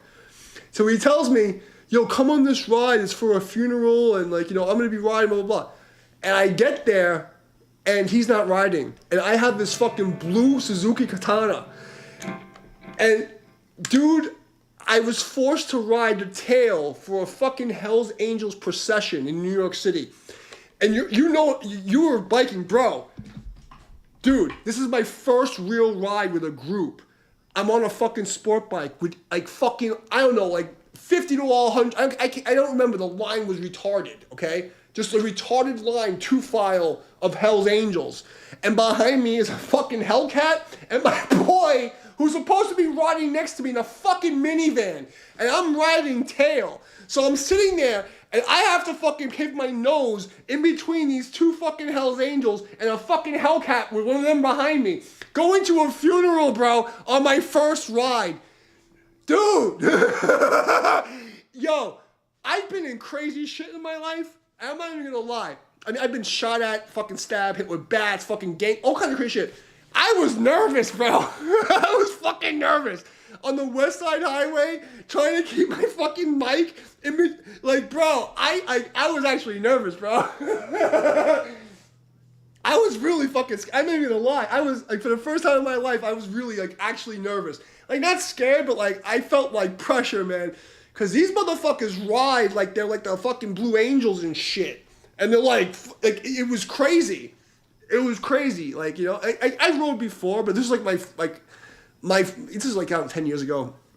When did I get my fucking bike? I think it was 10 years ago I got my bike. I rode when I was a little kid, like a little bit other people's bikes. My first bike that was mine, that I still have, that my only vehicle, I've been riding a motorcycle for 10 years, my only vehicle, is a Suzuki Katana. And my first ride with the group was with the fucking Hells Angels going to a funeral procession. I swear on my life. It was fucking nuts. It was nuts. I was actually, I wouldn't say I was scared, but I was fucking nervous, man. I was nervous, bro. I was nervous. I ain't gonna lie. You know, I was telling the truth, man. I was nervous. It wasn't like I didn't think they would do it, but, like, you know, it was more like I wanted to show respect and, like, actually, you know, like, you know, be good. And they were like, they don't fuck around, man. Like, it felt like I was back in, like, formations and shit. Like, you have to really be, you have to know your shit, man. It was crazy. And I have this Hellcat, like, 3 to 5 feet from my bumper. And then I have these two fucking, like, goon Hells Angels in front of me with a fucking procession. I don't know if it was 100 people. It was a long fucking line, bro. Like, just, like, 2 stack forever. You know what I mean? And they were, like, right in front of me, and there's this fucking Hellcat behind me. I'm like, if I fuck up, I'm fucked, man. I don't know, man. That was a memory. But it's cool that you know. Do you ride at all? Or do you just do security? I remember I did a security gig for Hells Angels for the new club that they had in Staten Island because of my boy. I'm not, like, you know, trying to, like, say that, like, I'm down with them or anything, but, like, my, you know, people knew me in New York as, like, this, like, ninja guy, so, you know, I had props, and he hooked me up, and he called me, and I got paid, like, I think, like, $150 to do, like, 2 nights. They were doing construction at a new headquarters or something. I don't fucking remember what it was. I don't even know where it was in Staten Island. I still remember Staten Island. Oh, okay. But you know what I'm talking about, because you know the type of people I'm talking about. And, like, I was a badass, you know what I mean? But, like, you know, like, and I wasn't even afraid of, like, fight, but I just, like, it was like an honor thing. Like, I didn't want to look bad, you know? Like, I didn't think I was gonna get beat up or anything, but I just didn't want to, like, look bad. It was weird, you know?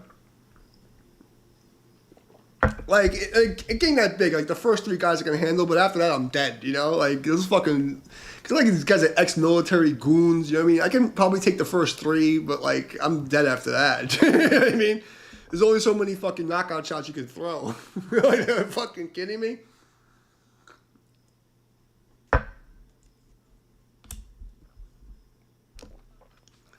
Let's just be fucking real, you know what I mean? I probably, I know, like, if I'm in a shit situation like that, the first 3 guys are dead, you know? I don't care what they are. But after that, there's only a statistical probability you're gonna get fucking rocked. You're fucked, you know? But the first 3 guys will be dead. But the fucking after that, you know, you're lucky. It's just try to get home. I've been in situations like that so many times where, like, you know, it's me against, like, 10 fucking... I mean, there's been, you know, luckily, like, you know, I work security. I always have at least 3 guys with me, you know? Except when I did my private parties, I only had 1 guy with me. But I don't have 100 people at a party, you know what I mean, for my private events. So I have one of my black belts with me. That's enough for 100 people. Because usually there's 100 people, you get into a situation, there's only 5 of them you're going to have to deal with. So it's like 2 or 3, and after you fucking lay out the first guy, they're like, oh shit, you know, and they're just done. I used to throw these parties at this fucking this Park Avenue loft in New York, and we had like 150 people. So it was me and one guy, and we always handled that. That wasn't an issue. We only had a couple. I think like out of like 100 something events, we had like 5 incidences, and it was easy. So like, you know, it wasn't a big deal.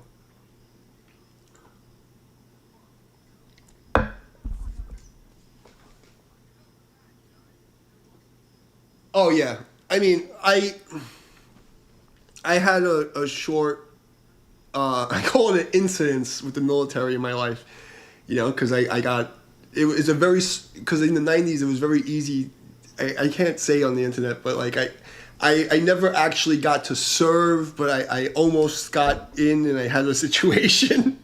I was a bad kid, you know.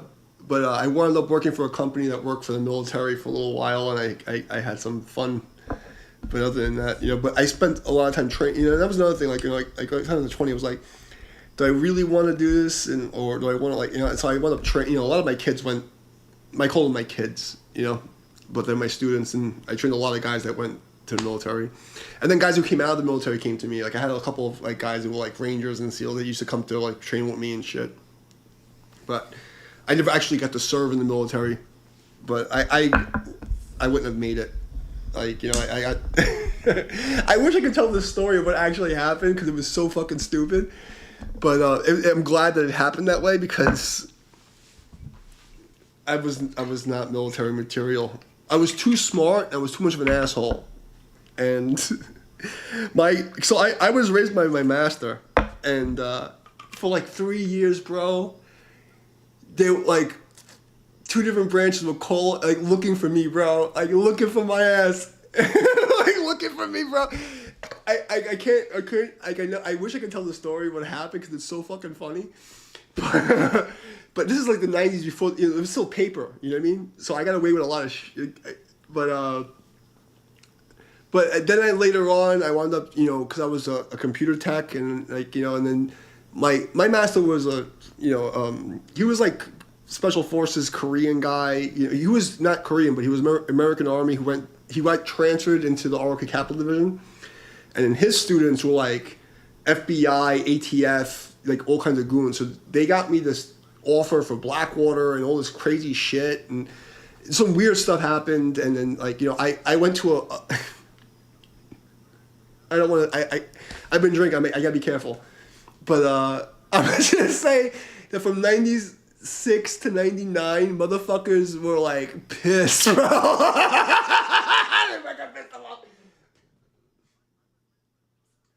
Oh yeah, I had 2 guys who were paratroopers who trained with me in the 90s. Fucking paratroopers are hardcore, but like, you know, my IQ was too high, and you know, I knew what was going on, and then like. What really, I guess I was lucky because when I entered the Guardian Angels in 1993 or 94, was it? But I was young, but I was big, and I was already fucking like hardcore trained, you know. So I was doing private security when I was 14, and because everybody thought I was 17 when I was 14, you know what I mean? And I was in the Guardian Angels for 2 years, and I lived with them. I was full time, and this is when people come back from Desert Storm, I think it was. So I was training with guys who were out in Iraq and Desert Storm, the first, you know, wave, and they, you know, they kept. I think that was probably what saved me, but then I got into this thing where I was tech, and I wound up in fucking, you know, Alexandria, Virginia, and I was working near the Pentagon. You get the idea. So I got lucky because I was smart, and I had really smart guys who were already out. Like I can say this. I can tell you this. Like, so because of my master, there was one guy who was like this, like an ATF FBI assistant attorney guy. He got me an offer for a contract with Blackwater. It was like $1.5 million or $500,000. I don't remember. This is like 25 years ago. But the thing is, and he even said it like, listen, you're gonna make like $1 million or $500,000, whatever it was. But the thing is, like, if you wind up in a bag, you're nobody, you know. And between that and then going down to Virginia and doing tech work, And I was like, I'm not fucking with this. I'm too like, cause I saw what they were doing, you know. I don't want to say on the stream, but you get what I'm talking. You were there, you know what I'm talking about. And it was just like, I'm not gonna be a dog for these fucking people. You know what I mean? And not to disrespect my boys, cause like, yo, like I trained so many guys who went out and like, you know, they did the thing, you know. And I'm not disrespecting them, but like the shit that was done to my friends and my family, like I can't accept, you know. It bothers me. And as much as I want, it's so fucked up because like I was trained my entire life to like be that guy, you know, and I couldn't be that guy because the fucking people that run this shit are so fucked up that I couldn't live with myself, you know. Like, okay, it was Desert Storm because like, you know, like I got hit in the head a lot, so like my memory is fucked up. But it was Desert Storm, so like 1993, 4-ish, that's when I was in, and guys were coming back from Desert Storm, and I was training and I was in squads with them. So I was like out in the street like fucking like arresting drug dealers in fucking 1993, 94, you know what I mean, with guys from Desert Storm, and they were telling me all the fucking shit that was going on. And if I think that will help me, you know, like that kept me, because it gave me a prerequisite to what the fuckery that was going on and how fucked up. And then like my master who was in Vietnam and how bad the DAV treated him, it was so disgusting.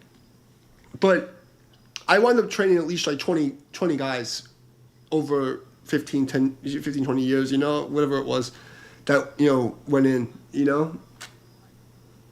And I tried to convince him not to go. And it's not because... It's a weird thing, because I'm a super patriot, but I also don't fucking trust the government. So it's a weird fucking thing, you know? Because if it was, like, legit, I would be the first motherfucker in, bro. Like, give me diplomatic immunity and a fucking... You know, like, I'm like, all about that life. Like, you know, but, like, I can't do it for them. Because I see it. I see what they're doing, you know? Like, I can't do it. But I had a lot of my boys come back with fucking, you know. It's you know how it is. I don't have to tell you. But yeah, there's a storm, you know. That was fucking. What a fucking shit show. I mean, some of my kids came back with shrapnel and all fucking stupid shit. In the wrong fucking place, you know? It doesn't even make any fucking sense. And now we got fucking guys in fucking Ukraine. We have our people who are going in, like, on their own. They're going to fucking Ukraine with us. It's literally fucking as well times the fucking Nazis.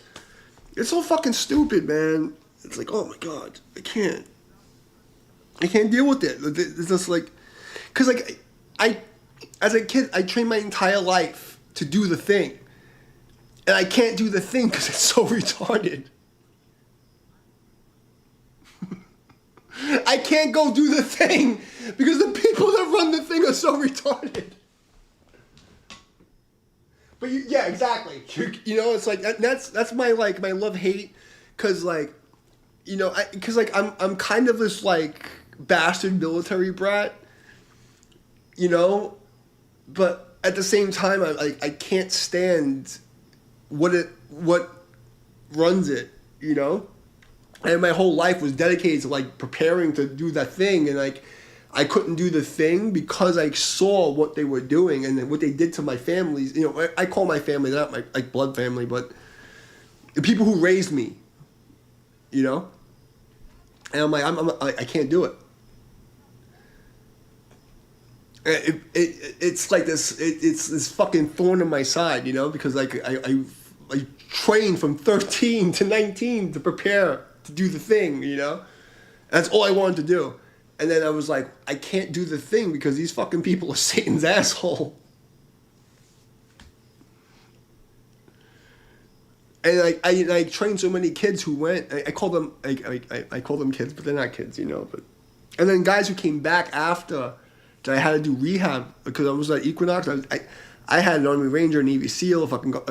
I have people who had fucking serious problems because they came back from bullshit. That they shouldn't have fucking, there's no, and then on top of that, they fucking, afterwards, they give away all our shit to these motherfuckers. Don't get me, I can't. I fucking can't. Oh my God. Like, it bothers me more, I only know how to express it, because I know people don't understand me, and I can't, there's things I can't say on the internet, but fuck, man.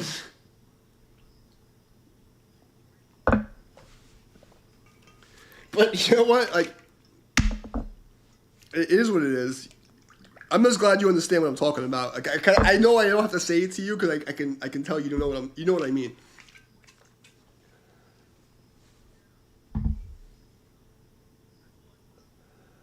I know a couple. I mean, there's no best way to test your skills. And bro, like, let me tell you something. Living in New York, nobody tested his skills more than me. I can tell you that. I can tell you in honesty. Like, nobody's, like, you know, like, I was in New York, I was well known, you know what I mean, for testing my shit. I can tell you that. You know what I mean? And I was young, but I'll put it this way. I was 14 in the Guardian Angels in the 90s. I was patrolling Times Square when they were selling crack out of the fucking grocery store. Like, the fucking window of the fucking corner store would sell crack. Like at 14 years old, and then at 15, 16, I was like a bodyguard for a mafia Shylock. Nobody tested their skills more than me. I made sure I knew what worked. Then I was training cops, I was training military guys, I was fighting fucking goons everywhere. Like, nobody, and people, they don't know, you know what I mean? Like, is somebody here? Nobody's here, I can tell you this. But, like, the people in the Tai Chi world, they don't fucking know. They don't fucking know. Like, first of all, I was already doing traditional karate, jiu-jitsu, and like all kinds of boxing before I did Tai Chi. I did Tai Chi in 1996 or 97. 96. Because I already learned William Chen's form before I went to college. I went to college in 97. So 96 I started William Chen's Tai Chi. You know what I mean? I already had 100 fights under my, like, fights, you know, live situations. I've arrested fucking drug dealers and fucking did raids by 1996. So I already tested my shit. And then, like, just being a guy who looks white in a black neighborhood in fucking East New York in fucking 1980, whatever the fuck, nobody got into more shit than me. I tested my shit pretty well, you know? I was in gang fights. I used to chill with the fucking Chinese gangs, the Spanish gangs, the Italian gangs. Like, I was everywhere. So, like, I know what works and what fucking doesn't. I can tell you that 100%. And honestly, doing, like, bouncing work, it's not the place to test your real skills. Because, I don't know about you, but I did private security. Like, I was a bouncer, I did bodyguard. I was a bodyguard for, like, I can't say on the internet, but, you know, it's NDAs and shit. But I worked for porn stars. I worked for diplomatic type of people, like, big people. That's nothing compared to the shit when you're working low-level events. When you're working a low-level event, that's when you really know your shit. Because, like when I would do, like, high-profile people, it was easy.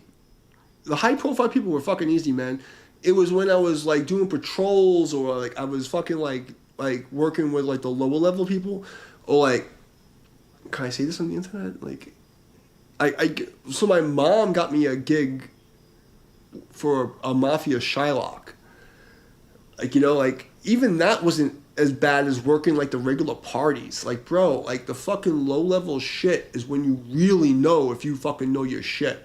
Because, like, he's working for, like, diplomats or fucking porn stars or, like, actors. That's easy stuff. Because most of the people, they're afraid to even talk to them. But when you're fucking dealing with, like, the low-level, like, fucking peasant shit, that's when the fucking shit goes down, bro. I can't tell you how much.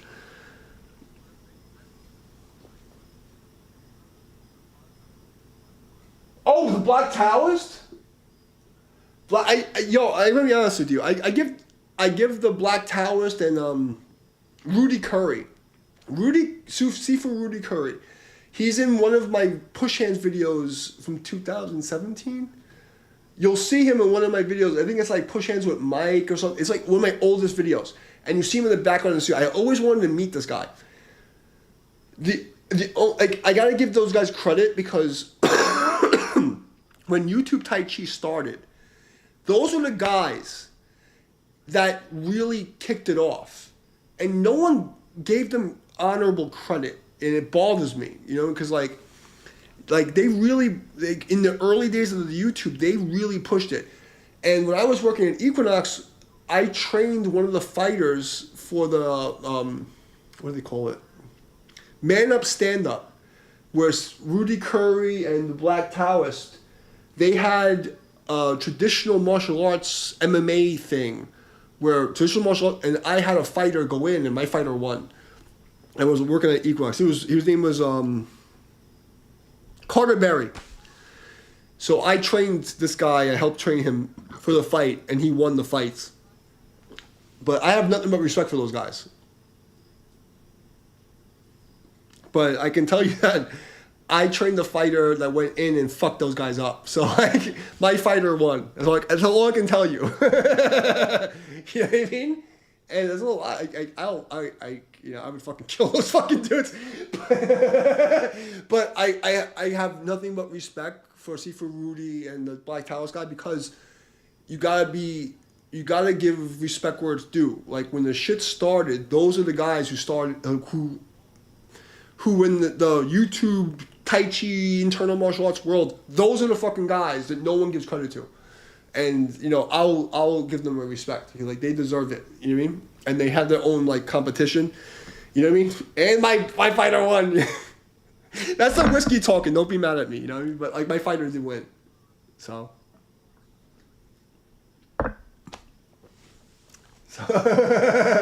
No, I can honestly say, like, you know, but you know, I don't know how much you know about these guys, but I give them respect, you know. And I wanted to meet Rudy Curry because when I was first, this is the beginning of YouTube, I watched Rudy Curry. And I'm like, oh wow, you know, he did Chen Cheng. So I wanted to meet him because he's my cousin. Because my first Tai Chi was William Chen. And William Chen was, I think, 96. I started. You know what I mean? So I wanted to meet the guy because he's one of my family and, like, extended family, and he was the first YouTube guy. And I never got to meet him. But he did a cameo in my videos on accident, and he didn't know it. I didn't know it. I was pissed because I looked at the video like 2 or 3 years later. I'm like, holy shit, that's the guy. You know? And I'm like, why did I get to play with him? Because that was my thing. Like, you know, how I learned Tai Chi was because I went through New York, and I would just, like, it was like 1990, I don't know when it was, but I just remember like 90 to 2000, and then I realized that William Chen's phone wasn't the real shit, and I was pissed, bro. I was fucking pissed, man. Like, and I was like, I'm gonna use all my training, like my social engineering, like, you know, ninja training, I'm gonna fucking get all this shit back, and I'm gonna put it into a form. Because if Yang Luchan stole the form, I'm already fucking third down black belt. I've had 100 fights under my belt. I fucking, like, study all the... He's not... Yang Chan's not better than me. I would have fucking beat his ass. So I'm like, if he can steal it, I can steal it. That was my thinking at 19 years old, you know? It's probably egotistical, but, like, that was how I thought. I'm like, fuck that. I'm gonna fucking go and steal this shit. And, like, thinking back, it's, you know, it's like... probably egotistical, overconfident, but that was my mission. And I went on this like 20-year fucking mission to infiltrate everywhere I could and steal everything back. You know? And then like 2001 is when I really got, like, cause I trained in Buddhism since 93, but my Buddhist training was not real. You know, I was training Buddhism from books and from like third-hand people. And all I knew about Buddhism was Musashi and, like, Zen Buddhism and, like, the samurai. And it wasn't until I met my master in, you know, I did medical training on the tuna, like, and it was like 2000, 2001. That's when I really learned about real Buddhism. So I spent 2 years training to be, like, this, like, monk guy, you know? And that's when things changed. But I couldn't let go. I was still attached to the idea of, like, no, something in my soul was like, no, you have to fucking steal all the technique and get it back. So I spent years infiltrating like Chinatown and all these places, and like I would make like, oh, I don't know anything, would you teach me? If people knew the real story of what my life was like, they would think I'm fucking insane. They wouldn't believe it. You know? They wouldn't believe it, bro. Like, they wouldn't believe it. people think I'm crazy now, but they knew what the real story, man. Holy fuck.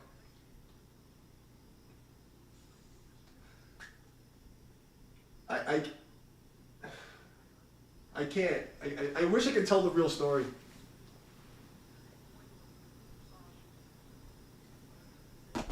Their brains couldn't take it. Like, their brains really couldn't take the real story of, like, what I was doing and who I was working for and what I was... Because, like, my life was, like, this crazy, like, three-pronged thing, you know? And how do I tell you guys this without getting in trouble? I'm going to have to, like, write a book or something to, like, tell people the real story. Someday it'll come out. But anyway, like, how I got the Tai Chi, because, like, you know, you're interested in Tai Chi, is, like, so I started with traditional Korean karate. I was boxing first, and then I went to Akujutsu. So I did Akujutsu for a couple of years. And then I met my master, and he was this fucking psycho from fucking Vietnam. And I stayed with him. He raised me. My parents, they were not good to me, so they threw me out, and I lived on his... I slept on the floor, and I trained with him all the time, like some, like, fucking Karate Kid shit, you know? He even had, like, this lot. Like, it was the last lot in East New York, in Kenosha, you know? And it was like, I worked on this farm to pay for my karate lessons. And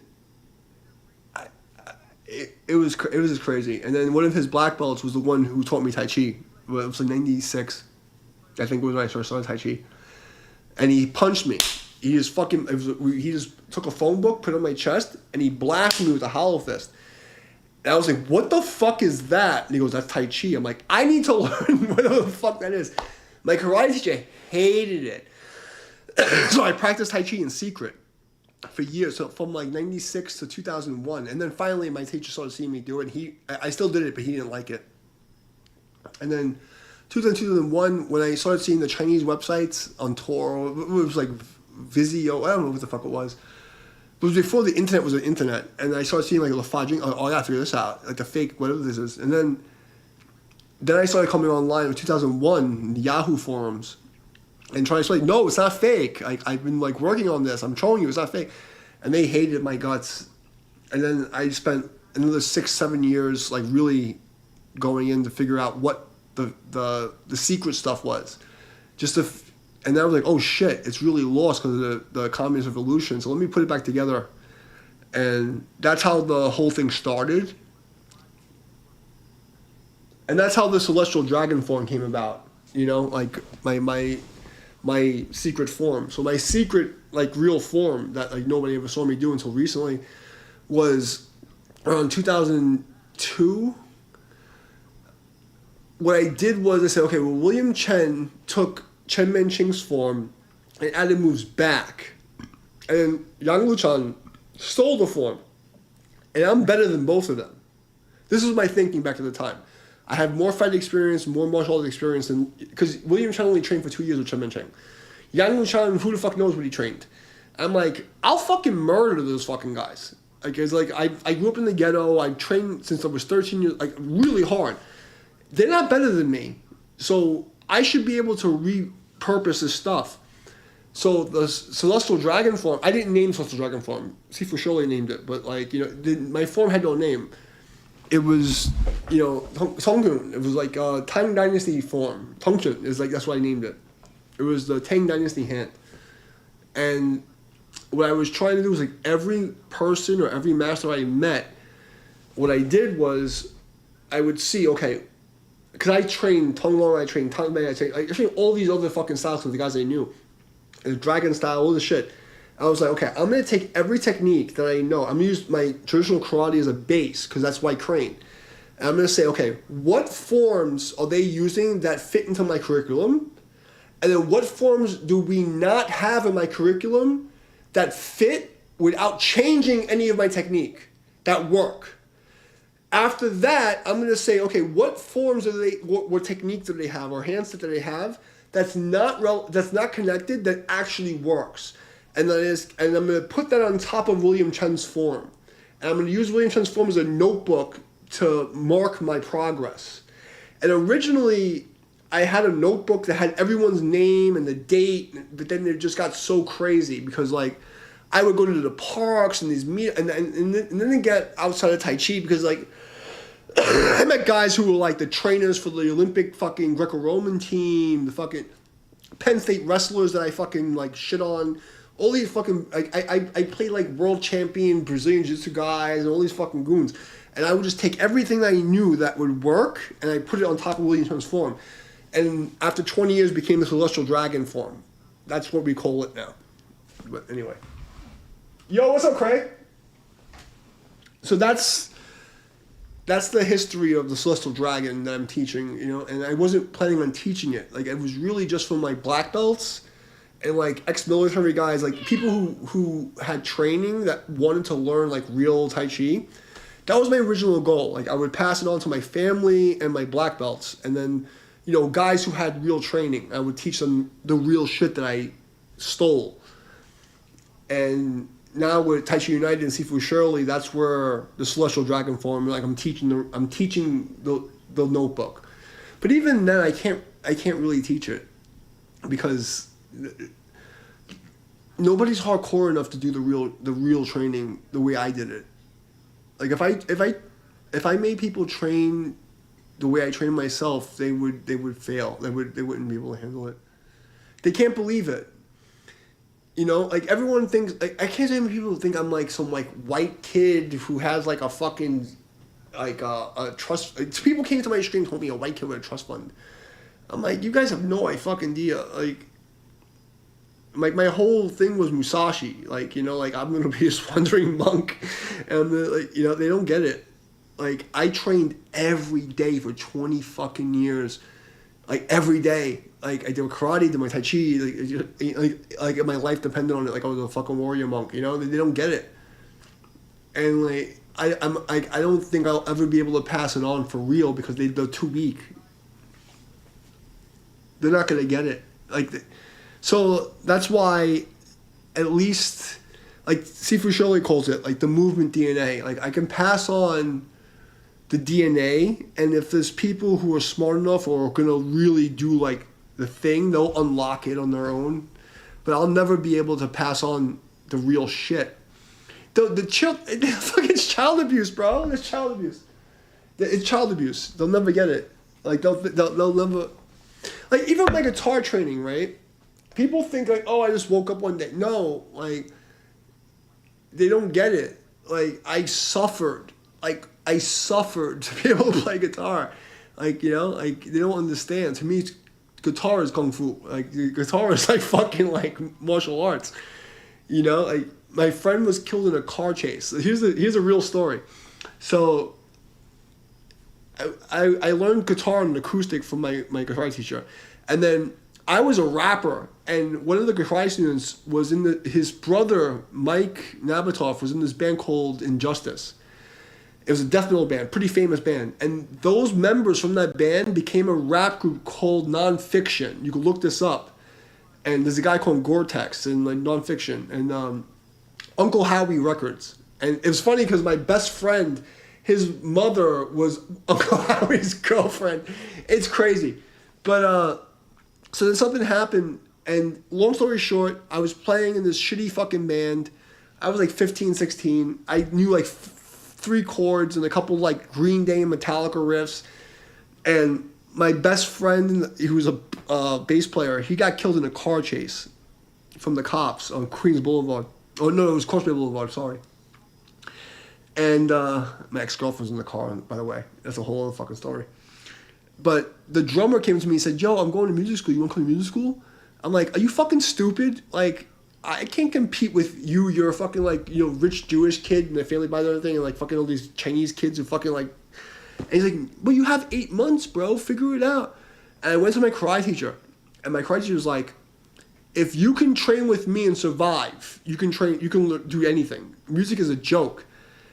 And I'm like, "Oh shit!" So I went to this store in Rockaway Parkway and Avenue N called Royal Music. I bought 3 books. I spent 8 months. I swear to you, my life. I went and bought this shitty guitar at a fucking weird yard place on Avenue D in Brooklyn. And I played for 8 hours a day with 3 books. There was no internet. okay?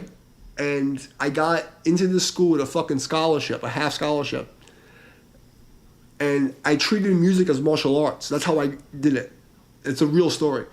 I just made karate forms. I said, okay, well, if I'm a black belt and I can do this, blah, blah, blah. So I just made forms. And like, okay, this is white belt, this is yellow belt, this is green belt, this is red belt, this is whatever. And I made karate forms. And I practiced the forms. And I got into the school. And that's how I did it. You did backward training when my teacher used to be. Oh, dude, that's exactly how I trained. So I started training in 81 doing boxing because I'm Puerto Rican. It's like my first bare knuckle boxing match was 1984. It was on Belmont between Autumn and Lincoln. Okay, and it was a cage match because in those days, like every house had like this fence. So it was like this fucking metal. It's not there anymore because I went back like before I left, like a year before I left, and the fence wasn't there. But it was like I was in a cage match, bro, and I was in a bare knuckle cage match in 1984, because that's like I'm not even shitting you. Like that's how the 80s and 90s was. People don't understand. They're pussies. They don't fucking get it. And I mean, I was in 100 street fights before 1995. And I'm not saying that because I think I'm tough. I'm saying that because I was abused, neglected, and fucking forced into bullshit. I literally 100 fights, like 100. Like by the time like 1994, 95, I was in 100 fucking situations. You know, the society is fucking pussy, and I keep saying that like we need to bring back mutual combat laws because these fucking crazy liberal cocksuckers. These are the fucking kids that raised by like the end of the Gen X and like the millennial kids with like the fucking like gentle parenting and fucking participation trophy. Motherfuckers need a beating. Cause like I've seen shit. I'm watching these like liberal, these conservatives and these Christians. Like, yo, Jesus went into a temple and beat the fuck out of everybody with a whip. What is this bullshit that you let people disrespect you like that? I'm Gen X. I know I look young for my age because like I did the kung fu and like hooked up with porn stars, but like yo, we need to bring back fucking beatings, bro. Like I can't go outside because I'm telling you, I'm not a conservative, but like if I'm outside and I see these fucking kids like fucking with, I'm gonna fuck somebody up. I can't go outside. I can't be around these people because I will fuck them up. Like I will fucking beat the shit out of. I can't take it. I will slap the shit out of somebody. We need to bring back legal. When I was in the 90s, it was like 1995. I remember this girl Cheyenne. I'm on Rockaway Parkway in Canarsie, right? And I'm coming back from the L train, and I see this fucking girl. I'm like, yo, what's up, baby? And she's walking like 15 black guys from like fucking like I don't know what projects they were from.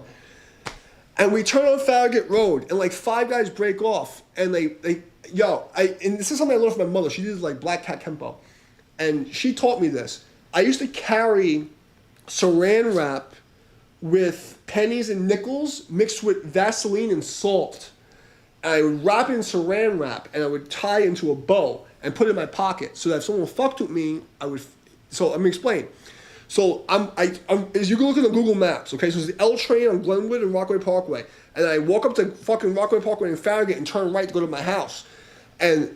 So Cheyenne and her friends, they go up north towards like fucking Foster Avenue. And I turn right going towards my house in Farragut. And this is right by the fucking firehouse. And these fucking like 5 black dudes come up behind me. And I'm walking away.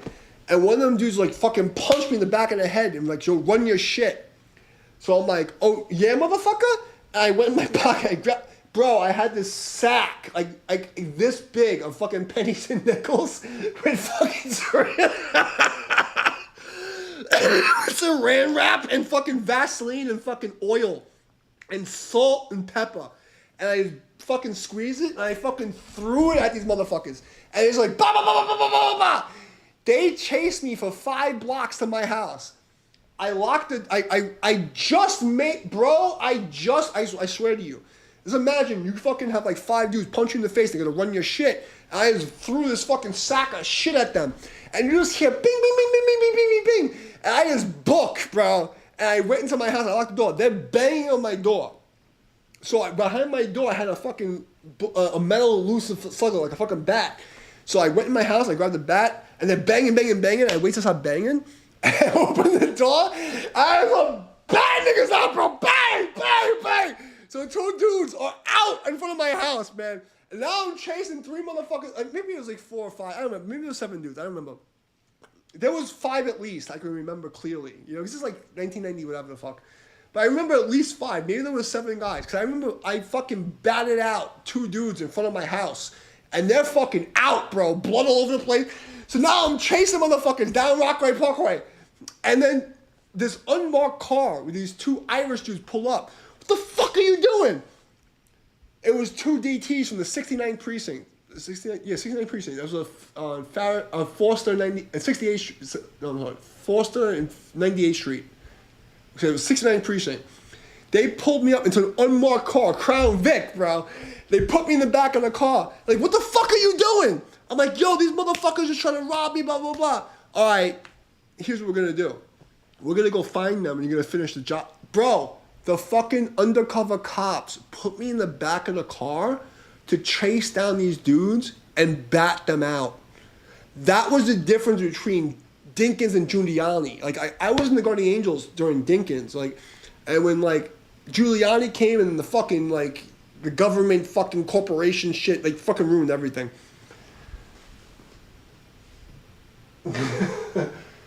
I totally agree. We need to remove warning. Bro, I 100%. But, like, yo, all my life is a true story. I shouldn't be telling this on the internet. But when I was a kid, bro, it was fucked up. Like, you know, I was in gang wars, bro. And, like, it was crazy because the cops would fucking, like, I'm telling you, on my life, the cops picked me up because they saw me fucking batting out some dudes. And then they realized what I was doing, and they took me and helped me find the rest of the guys to smash their fucking heads in. On my fucking grandmother's life. Okay, she's dead. I'm telling you, bro, New York was crazy in the 90s. It was crazy. The cops put me in the back of an unmarked car to help me find the rest of the guys and let me out to fucking finish the job, bro. That's what we need. And I know it sounds brutal because I'm a Buddhist. Like, I was a Buddhist monk guy and I did all the things. But we need to go back to mutual combat where, like, it's legal to fuck people up, not kill people. Because I don't believe in, like, murder. You know, I think we should fucking hurt them to the point where they can remember what they're doing and then have a chance to repent. We should beat the fuck out of these people. We should go back to the time we're legally allowed to beat the fuck out of people who are doing stupid shit, and the cops just turn. I can't tell you on Rockaway Parkway how many guys I fucked up that the cops were just like, I didn't see nothing. Like, real fucking talk. Like, I can't even. And I was a kid, but, like, I mean, I feel bad, but I don't feel bad. I always tell this story because there's one kid, I fucked up and I saved his life. I beat the devil out of him. I beat the fucking devil out of this kid. And, like, I saved this kid's life by beating the fuck out of him. So, like, I feel bad because, like, I fucked his face up. He needed to, like, I fucked him up bad. But, like, I saved his life because he went from being a crack dealer to, like, this fucking Christian boy. I mean, his face was like a Z and his teeth were all knocked out, but, like, I saved his life fucking him up. And I feel bad about it to this day, but I don't feel bad about it because I know if I didn't fuck him up, he would have been selling crack and fucking killing people. Like, I wrecked this motherfucker. Like, and he deserved it. You know, he deserved it. But, like, I was like 17. It's like, because, like, when you, in traditional, like, real karate, you know what I mean? Like, a red belt, that's when you really, I didn't know, you know what I mean? Like, because I was in fights, I was doing security, but I never fucked anybody up that bad, you know? He pulled out a knife, he could have killed me, you know what I mean? And I could have died that day, but, like, his face was fucked up.